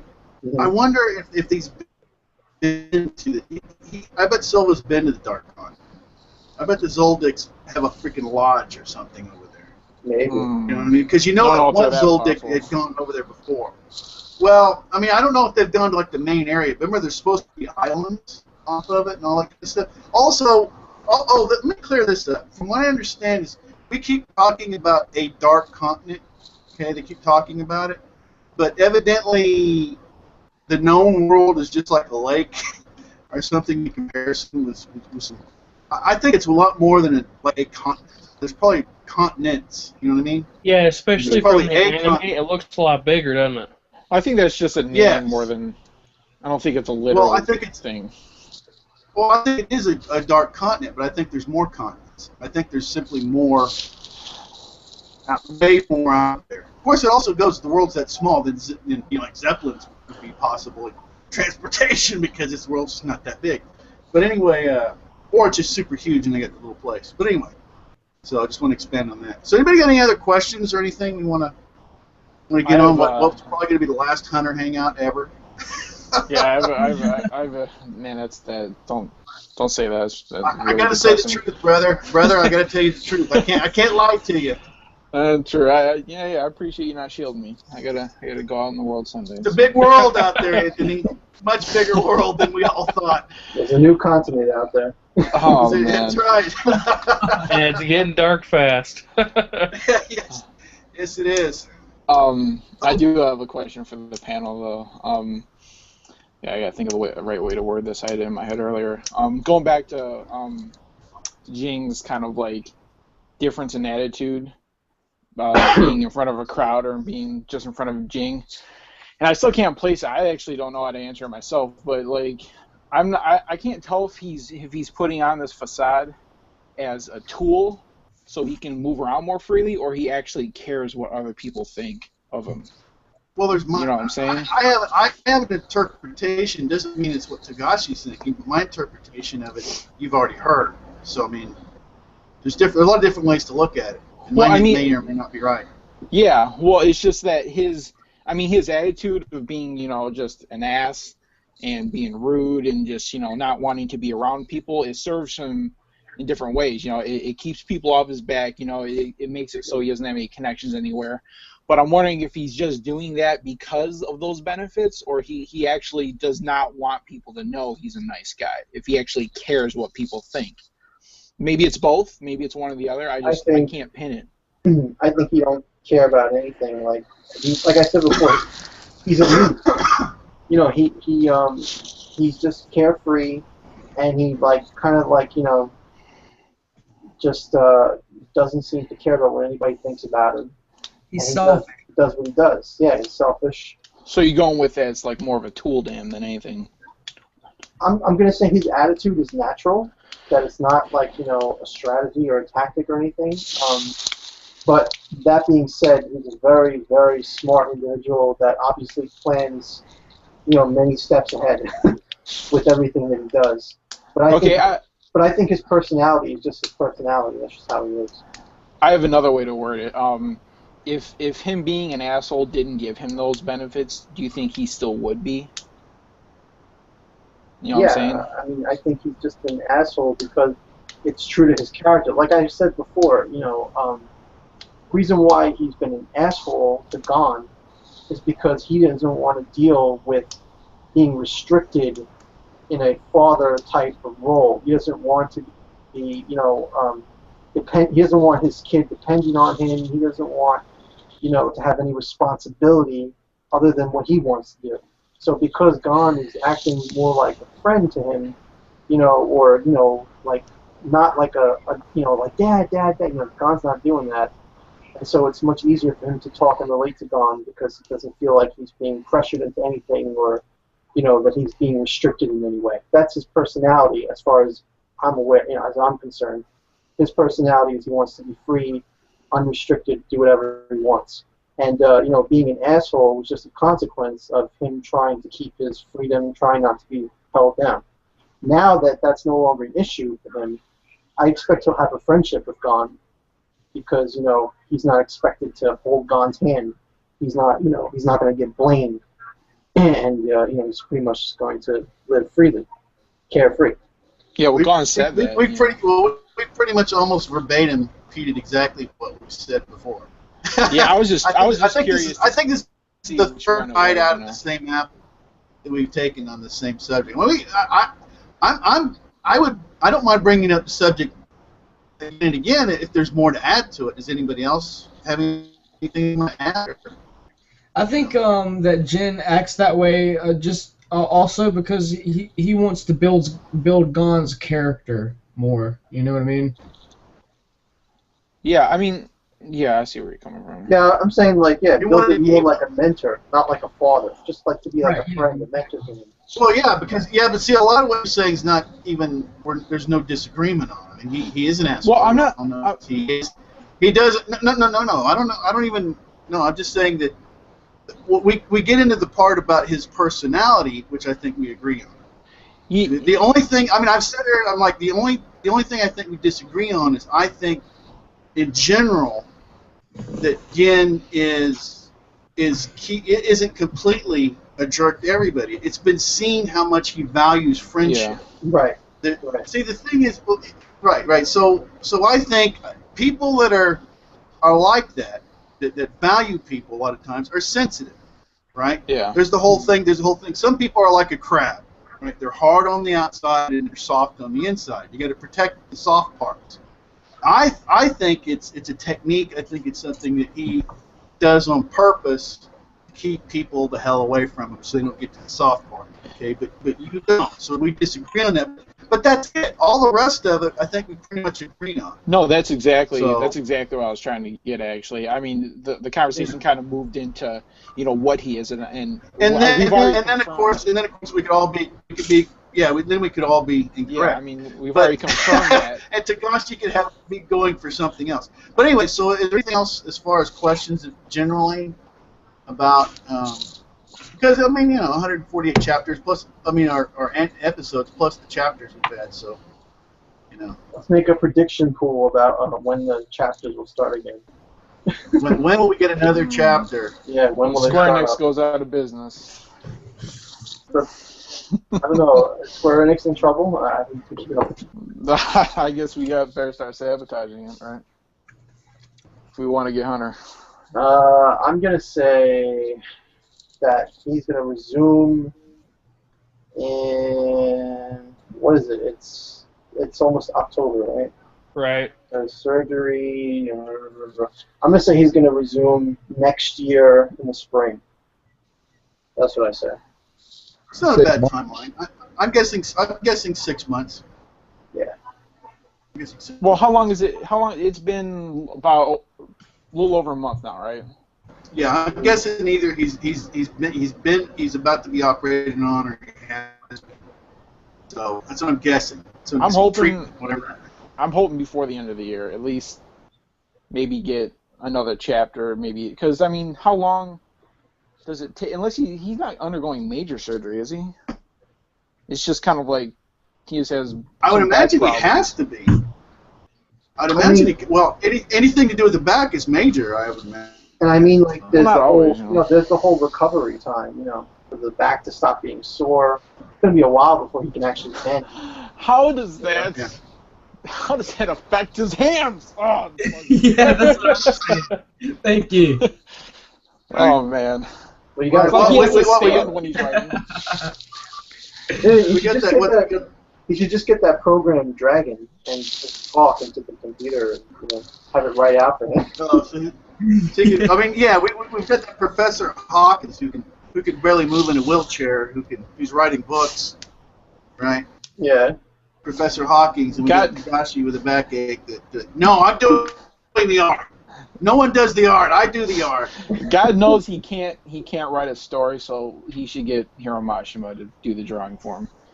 That's my opinion. That has been. I love the art. I love Hiro's art. It's great. God, could you imagine that one character he was done with the big breast? Oh my God. Oh geez. Of course. It may have been attractive then if Hiro did it. Oh yeah, it'd been amazing. But like I said, the effed up thing would be that creature that had twin breasts on it. Who is the artist who's the artist that did what's it? Hitman Reborn. The mangaka who wrote Hitman Reborn.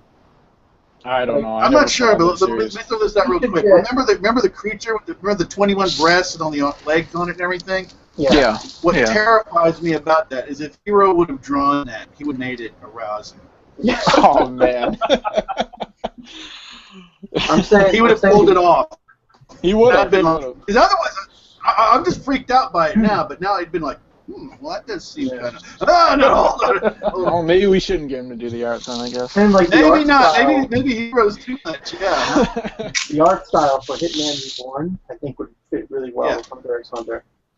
I think take a look at it. That person could probably adapt to, to do Gon's character and all that stuff, and I think it'd be pretty good. I mean, yeah, Hiro has good art, but he's a little too. I feel like his character designs are a little generic. They're kind of like just the everyman's anime kind of look. I don't think it has like a particularly unique kind of look to it, like maybe. Not many manga have unique looks. I mean. Well, I guess what I'm saying is like if you put his art in a pool, maybe you wouldn't be able to immediately tell it's him. Like I think if you threw Kishimoto's picture of like something he drew, like you can tell it's him. Yeah. Or you can tell it's Oda, you know. But I don't know if you can maybe say that for Hiro. And obviously you can tell it's Togashi because it looks like he was drawn by a 5-year-old. So. Well, some of it looks like it's a 5-year-old in pain. Okay. Oh, Hey, man. I'm looking at Hitman Reborn as far as Googling it, looking at the art. It looks pretty dang good, actually. Yeah, I think it would be a great, Yeah. that person drew Hunter x Hunter. I think he'd do a great job with it. Yeah, very Hey, good, actually. I got something to throw out there for the Yeah. the Dark Continent arc. How would you like to see Morrow going along with the voyage? I was excited when they said that. Yeah, because I was reading it says he agreed to go to the new continent, but he won't go any further than to the Dark Continent. That's the continent when they have to arrest what's that guy's name? The monkey Zodiac? The monkey? Yeah. Yeah. What's his name again? I can't remember. It's everything else. Something with an S, yeah. Like Sanju or something? Yeah, I don't know, something like that. Hey, take a look at this. So anyway, Look at that. Hitman, Wait a minute, Hitman Reborn art right there. It's got an interesting. It could be like a Kurupika kind of thing. and the reason why I brought this up is because it's been finished for like 2 years, this manga. So, I don't know What do you what the think? author is doing, but... Yo, what's he doing? Well, wait a minute, Anthony. You're on a computer, right? Michael Getsy, have you seen this? Just a second. No, I'm on my phone. I'll take a look. Yeah, because I mean, I really like the idea. So you're like, hey, you got an artist that's great. And it's kind of dark, his art and everything. Very good stuff. And he needs a job. And yeah. Yeah, it looks pretty good. You know, that manga started off amazing, and it had the worst finish. The arcs just got worse and worse as the manga went on, and at the very end, it tanked. The Terrible. beginning was weird. It was just like it was like some weird perverted harem or something. Like, I don't know. It was. Hey, I wait a couldn't get minute. into What? Oh, okay. it. The very beginning was weird. It was No. like some kid who was just had like a freaking hard on wherever he went. Who was that? The Sanayoshi Sabuda, whatever his name was, Suna. or Sunayoshi. He certainly wasn't like that. He was a timid character until. Yeah, remember he was became, trying to get with those girls. Well, I watched the anime. Maybe it was a little different. Than I don't know. the Maybe adaptation. he's thinking differently. But no, basically a baby came to him and said that he's in the mafia and that Suna is the next person to become the mafia boss, and he's got to collect his own group and prove himself by going through these trials and stuff. And that was really good. And then it just got worse and worse and worse. But, He had like an avatar arrow on his head. but the babies are mafia like elite hitmen that were transformed into babies by these like magical pacifiers on their necks or something like that.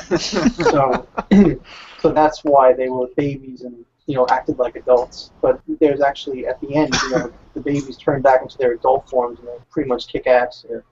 So it's really cool. But yeah, but anyway, that would be a good artist, I think, for Hero. Not Hero, for what's his name? Togashi to his group. Forgetting his name already. Yeah, I'm tired. I've got alcohol in my bloodstream. Well, that's okay. Sets the mood. It's all good. Good information. A lot of good stuff here. The only thing is how would you rate this episode? Like I said, I went into this thing not expecting it to be good as 147, and I thought it was just amazing. I think it was really good for anime-only watchers who don't know there's a manga. It kind of tied everything up nicely for them. Even though it did leave a few holes with the whole new continent, but it was a good place to stop. Anybody watching that would say, I got to go read the manga now. Yeah, it really got them juiced up. It's like, oh my God, there's this whole new world. Well, another thing, we've kind of talked about this a few times, but Gin, this is almost, to me, it's like, okay, now the center of this story is going to be about Gin. It's not about Gon anymore. Gon's going to be like a side character. Yeah. I think some people would go, no, it can't be like that. It's going to be Gon and Killua. And I'm like, nah, you know what? After reading the manga, I'm like, which I couldn't believe, but it's true. I'm like, I could see following Gin a lot more because he's really fleshing him out, the whole thing, him in Paris, and I want to see this, And Kurupika, remember in W Order, you asked me, we were talking about the type character I like? Mm-hmm. The struggle. Kurupika, he's like a bright light to me. the darkness and the struggle, and he's going to have to come to grips with this whole revenge thing, man, or it's going to destroy him. I'm loving this. And then the whole royal family thing on the ship. Mm-hmm. Oh my God! I'm sitting there just salivating, waiting for that ship horn to blow, and these princes and everything to start killing each other. Oh my gosh! I've never been that hyped up. Huh? That's gonna be an awesome twist because you got the royal family, you got Africa, what he's gonna do.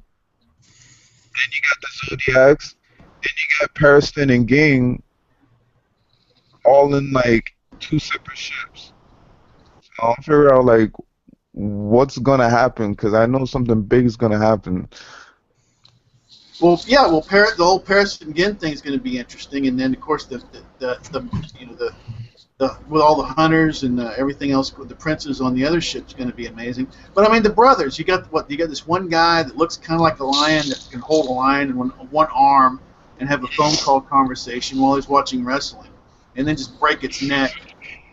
You know, and then you got him, and you got that crazy guy that skins women or whatever he does with them, kills them, and then all the way down, and you got all these other brothers and sisters and everything, and it goes all the way down to a baby, and I'm like, poor baby. Poor baby. At first, you're done, at baby. first I was, oh man, I hope It's called Blink or something. Be included?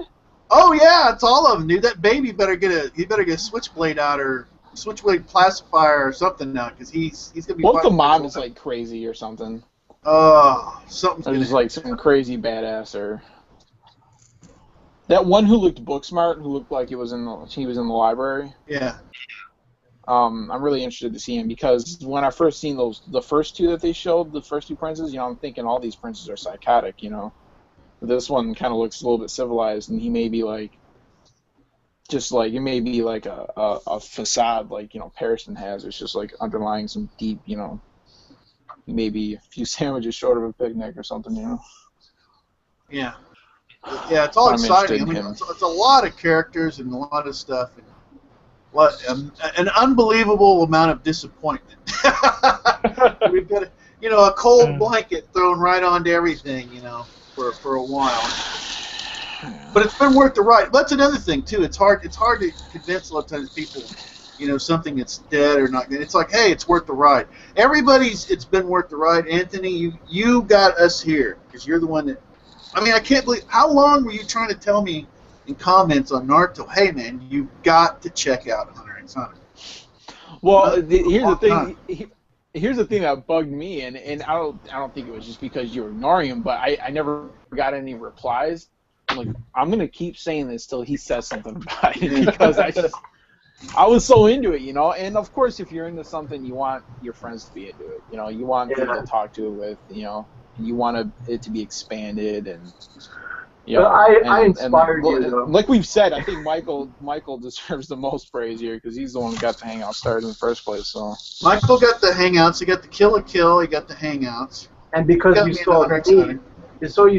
saw me get Steve into Kill a Kill, you were like, oh, I can get him into Hunter x Hunter. Mike can do it. Dude, that's exactly where I was coming from. There we go. That's exactly where I was Steve coming got from. me into Hunter x Hunter. Like I watched a couple episodes of Hunter x Hunter, and then I was like, this anime is not for me. And then I got laid off, and then I had like a week or two. I only had one class, and I had like a week or two to spare. And I binge watched 148 episodes of Hunter x Hunter, and I was like, wow, this is amazing. And then all of a sudden Takashi goes on a hiatus, and I'm like, no. You're so lucky you got into it after the series kind of. You didn't have to wait for episodes. Right? Yeah, true that. Like a lot of us did. You just got keep the moving marathon everything. Well, okay. So make sure we get this up. So we got Anthony and Michael with their inputs here. Then it gets me, and then I help you, Thomas, and then Sean. Right? Remember Sean? I got you hooked into it, and then you said the Phantom Troops. What really got you hooked? Yeah. You got it in there. So these guys. Work in the city. Yeah, that was awesome, wasn't it? That's an amazing arc. It is. All feeding.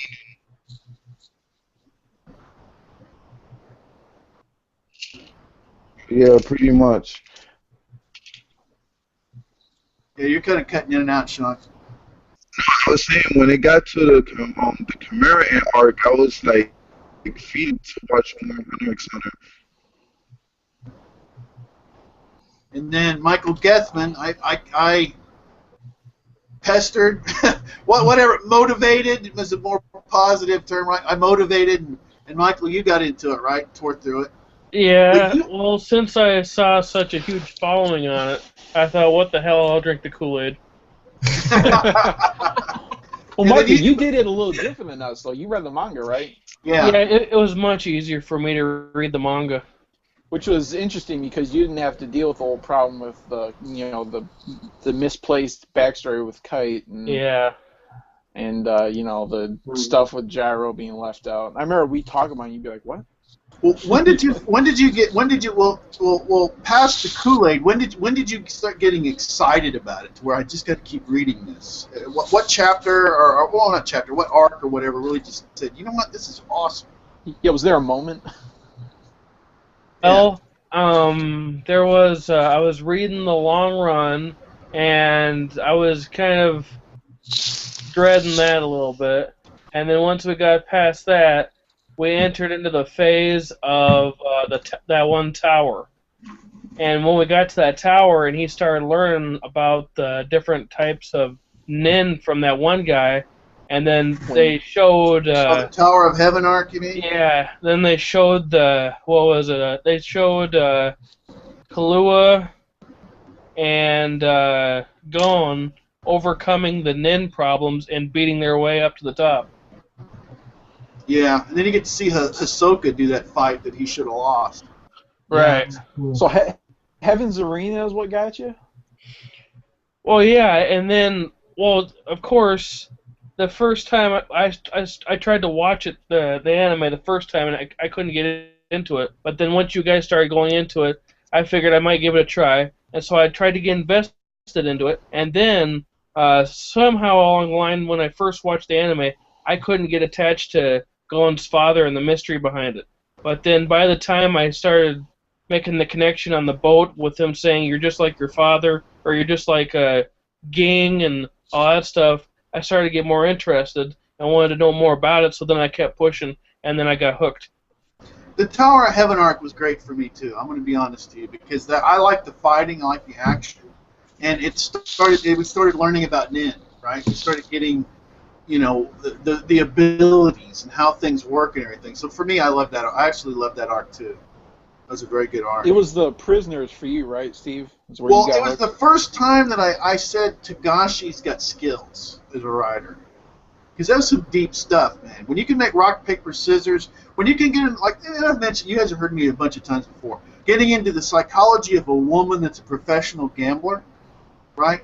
Breaking down the psychology of a person playing rock, paper, scissors to understand. She played him like crazy, right? And then, of course, the hilarious part, we completely lost one round to her simply so he could examine her, right? So you could feel her up.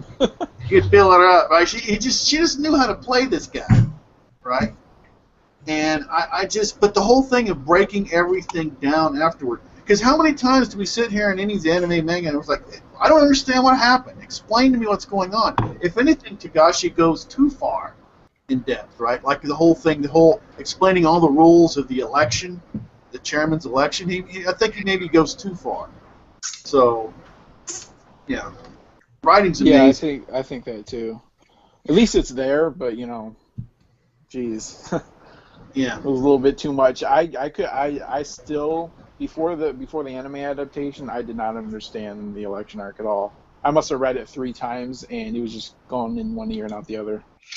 Well, it's boring. It was too much for me to handle. I am a news junkie. I like politics. I've been following this stuff since I've been a teenager. Okay? And he made it boring. He made it extremely boring. It's dry. It's like, it's all these statistics, and it's like, The only time, well, yeah, when it gets interesting is when you get into factions. When I started getting to, I'm part of the balance faction, and I'm going to endorse Cheadle, right? Because part of that of the Zodiacs, I agree with her philosophy. Once you get into that, that's interesting. Okay, but the rest of it is too technical. It's boring.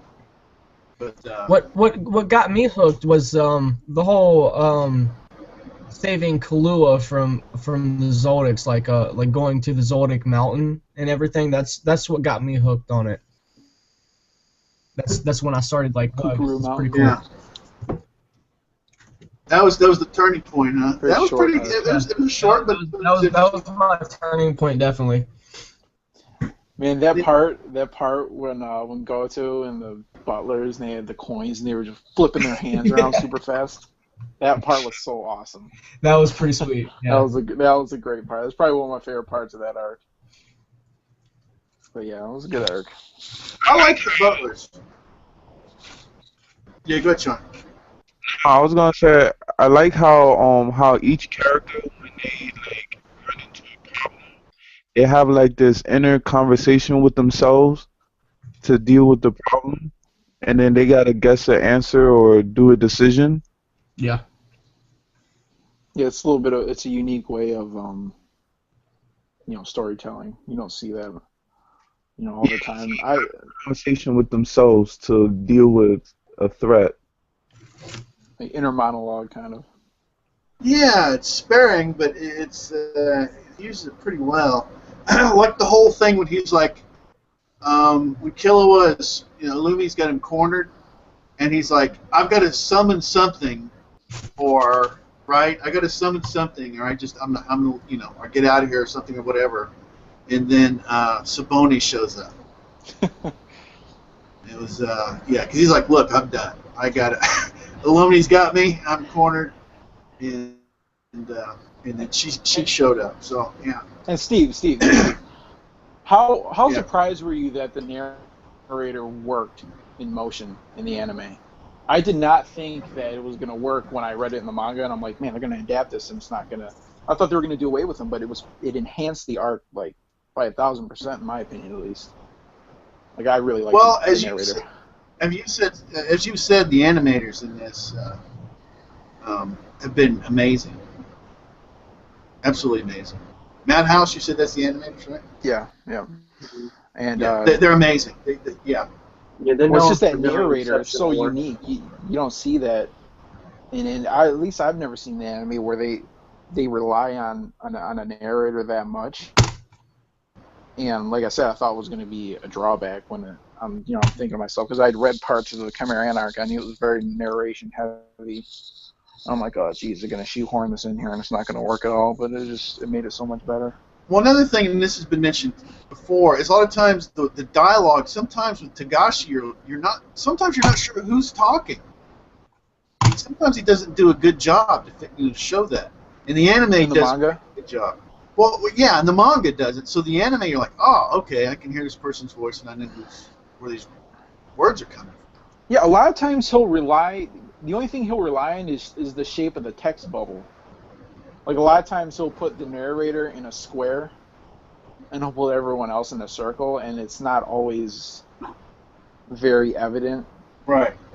I know what you're saying, and that's another just. I think that's just something that's a strength of animation as opposed to illustration. Well, since we're getting to a deal here, we've talked about this before, but how do you rate this anime, this manga, to other ones? What would you? Is it the top? Is it top 10 to you? Is it top 5? What would you put above it? Are you talking about the anime or the manga? Well, the manga in general, or both, actually, since I'm not going to get to ask the question yet. Can somebody stop doing that? Come on, is that you? Who's doing that?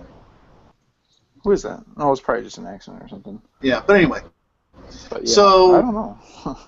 It's a hard question. Would you like to, is there something, does anybody, NW Order, is this top 5, top 10 to you? I know you realize it's just a off-the-cuff question. I mean, I've read so many. Well, you have, so you're a good person to ask. Yeah. So, but is this a top 10 or top 5, or? It's definitely a top 10, definitely top 10. But there's a lot of good manga out there. But Togashi, his writing is just phenomenal. So that's what's really good about his manga. It's his writing. Like, as far as I'm concerned, Naruto, Bleach, they don't even go in the same universe as Hunter x Hunter. Like, Hunter x Hunter is in a class of its own. Right. And One Piece would be, I'm One sure. Piece, One Piece is in there. One Piece is good. In that top 10. I would say, there's lots of different mangas with lots of different styles and, themes and things like that. But Hunter x Hunter is definitely in there because of the superb writing, and that's basically the entire reason. The way Togashi sets up his characters, he sets up the world, he gives you rules, he gives you limits, and he lays it all out for you to see, and then just takes you on a journey. And I think he's one of the best writers in manga as far as that I've seen. The manga that I've read. So Michael Gethman. Well, we'll go ahead. Yeah. No, that's it. So tons of great manga out there. A lot of them have left impression on me or whatever. And Hunter x Hunter is definitely one of those manga. So. All right, Michael Gethman. Top 5, top 10. What would be better? I would have to say it's top 5 for me. And I haven't really watched or read very many deep manga, as deep as this one goes. And I don't know whether it's at the halfway point or the quarter point, but it's probably going to end up number 2 in my anime list. But I'm extremely biased because I like Dragon Ball Z above everything else. All right. Hey, no shame there, man. All right. And we were talking about artists' looks. Akira Toriyama, his characters all look like characters from Akira Toriyama and nobody else. Oh, yeah. Very, very distinct. So, yeah, his art style is fantastic for fantasy settings and video games and all that stuff. He puts his mark on everything. And funny enough, he is the artist for the Dragon Quest series. Yeah, you can tell it, too. Yep. But there you go. And Chrono Trigger. He did the art for Chrono Trigger, too. Yep, I remember that. Dragon Quest. I hope that is. I pray that's it. But, yeah, hopefully Togashi is lying to us and he just wants to play Dragon Quest. Right. Thomas, is this your top 5, top 10? What's better? I'd say it's my top 5 because my top 5 are Naruto, Bleach, and then Dragon Ball Z and Hunter x Hunter. Definitely, yeah. All right, Sean. Sean, what is this? Where does this rank? Top 5, top 10? What's in the same category? I watch a lot of anime or manga. The ones I've seen is Dragon Ball Z, Naruto, and this one. I will put this as this be like my top 3. This would be like number 1. Like, I just love the writing. I love the interaction with themselves, the conversations that they have with themselves. Like, I like the twist of the story. Another twist. Well, you know what I can tell you guys I'll definitely be doing is probably before I watch the whole series again, the anime series again, which I will do. I'll probably watch Yu Yu Hakusho again. Yeah, that's an awesome anime. Yu Yu Hakusho is a show you can go back and watch whenever you want. Like, it's a great show. That is a great show, and that just kept getting better. And wow, they went to some interesting places in that thing. And there definitely was cut short. I think at least had another it should have had. It looked like it needed another season or something, one more season. But I don't know. I liked it. Maybe I'm just asking for more. Although it was closed up nice. I hope here we are at Kishimoto. We'll see how he closes up. I mean, Togashi actually gave us canon pairings, so Togashi did the pairings right. He did. I mean, he doesn't care too much about pairings now, but I mean, in Yu Yu Hakusho he did, didn't he? Yeah, he did. Yep. Gave the fans what they wanted. And so I mean, Yu Yu Hakusho was a great, was a great ending, happy ending. Everybody gets what they want, and life goes on, and it was just great. Sunset, good stuff. In fact, the last in the anime, the last thing we see in Yu Hakusho is them walking down the beach. Yeah, so just like if it wasn't for that last episode, I wasn't sure whether or not the writer was going to pull that relationship through. Yeah, because he kept her waiting the entire time. He just kept her to the side, and focused on fighting and training and fighting and training. And then at the very end, she was like, "I'm sick of it. You're never gonna come back to me, you jerk," or whatever. And then he just appears, and she just lost control of herself and ran over to him and kissed him and stuff. It was great. Yep. Spoilers. Now we got other stuff here. What are other? I've seen some of the. I guess I saw one full movie of Hunter x Hunter, and it was okay. I don't know. The movies are never canon. The first movie's bad. I haven't seen the second one, but the Phantom Rouge or Rogue, whatever it was called. Yeah. That one was just it was bad. The new one was really good. I haven't seen that. I really want to see that one, but the first one was just it was. The writing just seemed juvenile. I mean, aside from my Togashi, bias, it was bad even by other people's standards. I mean, usually the movies are written by the studios, so. And you could tell. Yeah. You could tell. Is the new one that good though? Yeah, it's pretty good. I really enjoyed it. It's got Netero. It's got Netero. It's got a nice, nice villains with an interesting backstory. It introduces a brand new power, different from Nen. I think it's called Ohm, and it's like a dark type of Nen, and they can do whatever the hell they want.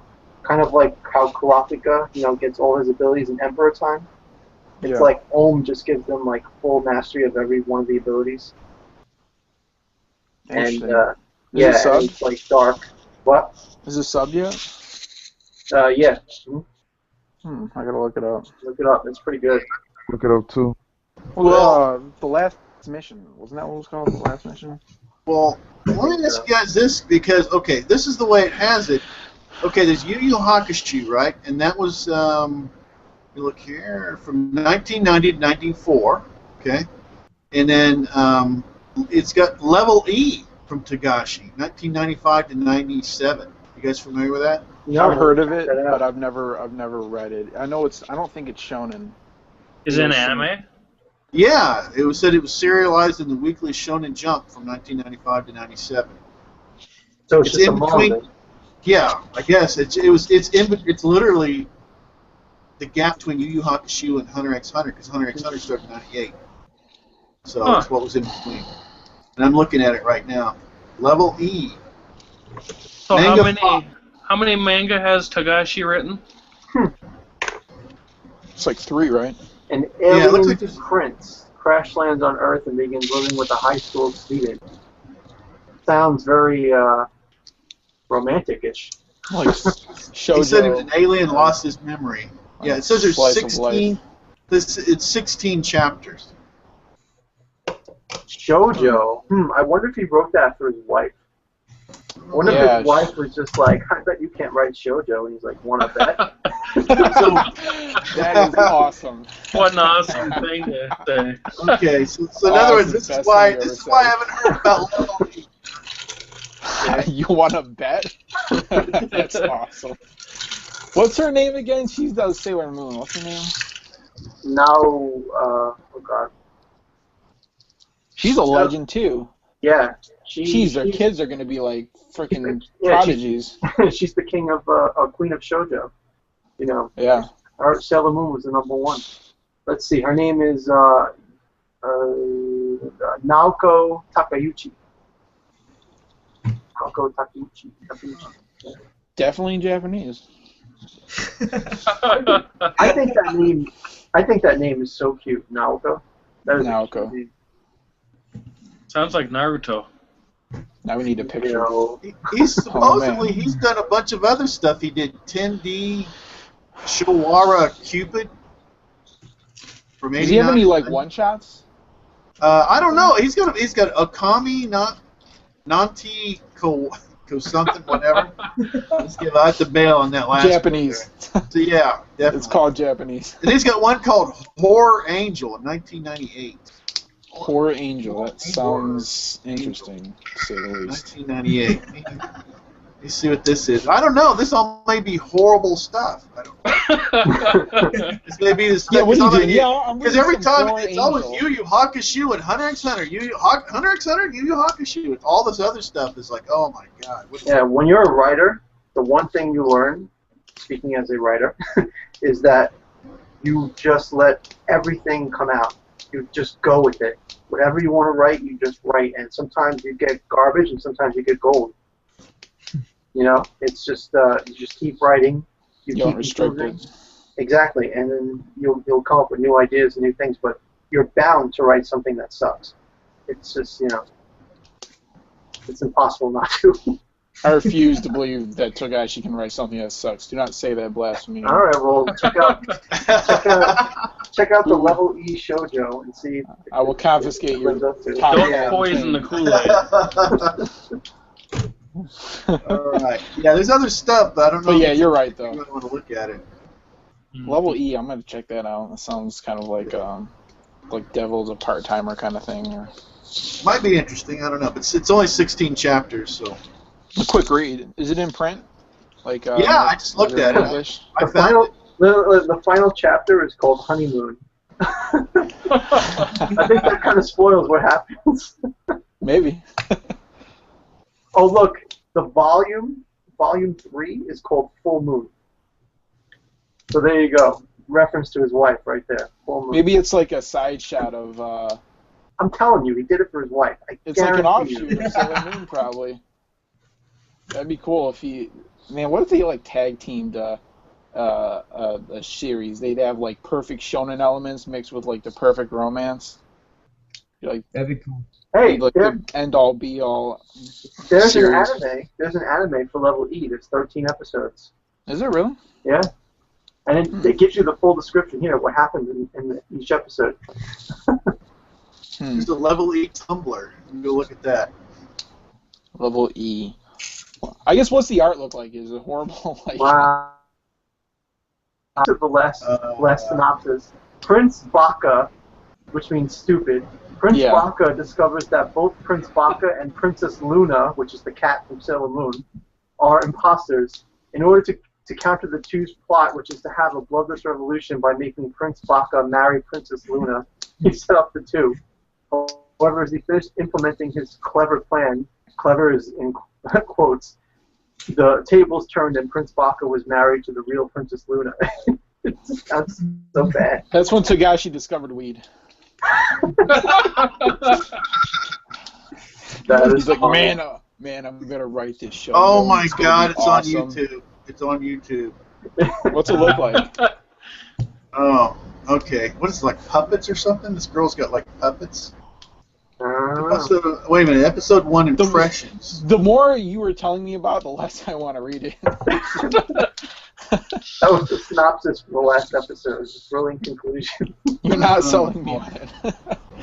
Level E HD trailer. So I guess 2010 they started animating it. It's like this woman's got puppets or something. A man and a woman puppet. Oh, so someone's trying to animate it? No, it looks like it was actually animated because I was reading somewhere else. They said because it was saying, in 2010 it's going to get animated or something. Yeah, I mean, it says on Wiki that it was in the 13 episodes. So. Yeah. How recent is the anime though? Let me find the manga again because it was manga updates. There was a few. Okay. There was somewhere I was looking at the manga. Look at this again. Manga Fox? No. Sorry. No. Yeah, here it is, Manga Fox. Yep. Okay. Yeah, we're looking at this again. Okay, we look at the art. It's on Manga Fox.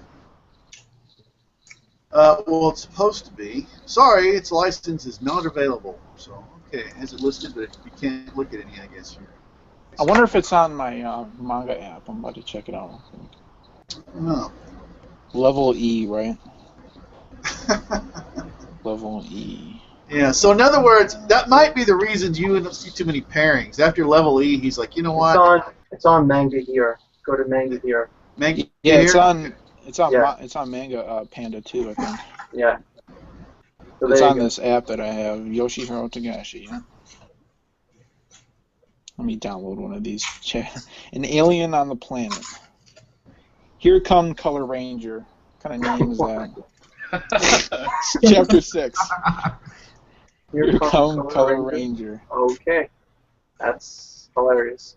Going back to artists who I think would do good with this style, what's her name? Shinobu Otaka, I think her name is. Who does Magi? I think it would work. I like her style. I like it. And I think it would work in the series. Mm. Yeah, you can definitely tell this is. I didn't know Magi's mangaka was a woman. Shinobu's. Well, I know that's a woman's name, so. Shinobu sounds like a guy's name. Let's see. Hey, I thought it was a girl. Maybe it's not. I'm pretty sure it was though.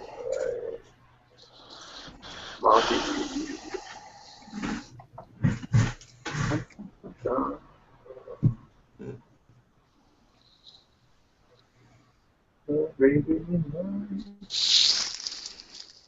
Manga here, level E. Oh yeah. It may be a unisex name. Yeah, no, you're right. It's a woman. Yeah. I was going to say that it was a woman. And I've been getting into Magi a lot lately, and I'm really enjoying it. Yeah, I enjoy reading it, especially now with the whole judo thing. Pretty good. Oh, I'm not even near there.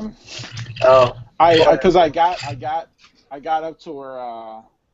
Well, I don't want to derail us too much, but I got up to where This is already. I think we're already derailed pretty hard. Well, I'll be quick. I got up to the part where Aladdin went to Magnustad and he was like training, but yeah. I dropped the anime because people tell me the adaptation's really bad, and I just started from the beginning of the manga. Yeah, it wasn't that bad, but I mean, yeah, it wasn't as good as the manga, but. Yeah, well, I just figured I'd start over from the beginning, and so I have been enjoying it. But I guess it has been derailed already, but. Yeah, look, this is the last one. There's no lying, there's no denial. This is the last one for, a long time, dude. Who knows? We may get a chapter here and there, whatever, maybe 6 months, maybe a year and a half, who knows? This is kind of like our therapy. Kind of. Exactly. It's been fun, though. I'm not going to lie. It really is. Hunter therapy. Maybe that's what you should do, Steve. Have Hunter x Hunter therapy once a week. Once a week? Oh, you know what we can do? We can do just like Kill la Kill. We can be like that class. We'll meet. And we'll pretend. No, hold on. Let me set the table. We'll pretend the manga is still happening. Yeah. We'll make up our own. We'll just make up stuff because we can't deal. We were in denial. We can't deal. And we're just, remember this chapter when this happened? Oh, yes, absolutely. That was amazing. No, and that's when we check ourselves into Hunters Anonymous. You know what? You gotta go to HA, everyone. If we actually did that, I guarantee you would become popular because everybody would love the joke. That Hunter x Hunter doesn't do manga anymore, so we make our own manga chapters. Can you imagine how many people would be searching the internet and freaking out because they can't find it? Hi everyone, my name's Anthony, and I'm a Hunterholic. Oh my God! I can't believe all this stuff is happening in Hunter x Hunter, and I can't find I can't find this site. It's like, oh yeah, you gotta go here. And, how is Togashi's hiatus affected you? We go so far as to set up a fake website that shows all the information that we're talking about, updated on a weekly basis. Oh my God, it'd be a big spoof. And then what you could do is you could title each one of the Hangouts as the next chapter. It really confused everybody. Oh, it would be something else. Probably get some more. Oh, that reminds me. Your copyright thing strike is up now, isn't it? No, it's 25 October. Oh, okay. So, Getting nope. close. Yeah, it's getting close, but I mean, at this point, it doesn't matter. I like having the hangouts on a separate channel anyhow, because that means the people that want to see them, evidently 70-some people, actually can see them. You know, I like the idea of people just subscribing to what they want. So there it is. Yeah, yeah. Well, it's getting pretty late, and I'm tired. So. Okay, well, I appreciate we're still your live. participation. Yeah, We are it's still going to be a live. very long one. It's going to be a very long one. Reminds me of the Kill Kill days. Yeah, I remember those over 3+ hours. That energy. Oh, speaking of that, well, I'll go ahead and end the live portion of this, and if you guys can chat a little bit afterward. So anyway, I want to wrap this up again. Anthony, thank you for your persistence. NW Order, thank you for helping to get me in the Kill the Hangouts, everything like this. Then I want to talk to the 3 people that I motivated / pestered. I don't know how they look at it now. They like it. Maybe motivation. I don't know. Right, Thomas? Thomas, I help motivate you. Persistently motivate, right? You're into it. You like it. Definitely. All right. And Sean, you know, I help to, you know, spread the wealth of Hunter to. Yeah. I was, and then Mike Gethin, I was a pain in the ass, and I really, you know, but it paid off, right? It really was good stuff, right? Yeah, it worked. I'm glad you got into it, and I like the way you went with the manga angle. That seemed to work out really, really well. So that's going to end it. This is the last one. This may be the last one forever, guys, especially all of us together. But it has been fun, and then the whole quote that we had when I started doing these hangouts. You know, the goal was to do the hangouts. I enjoyed them and all that, and to share with people, and we've done that, and we've kind of, you know, found, you know, other anime people along the way. So it's just like what happened in episode 148. We've had quite a journey to get here, and we've found a lot more things along the way to appreciate. Until next time, take care.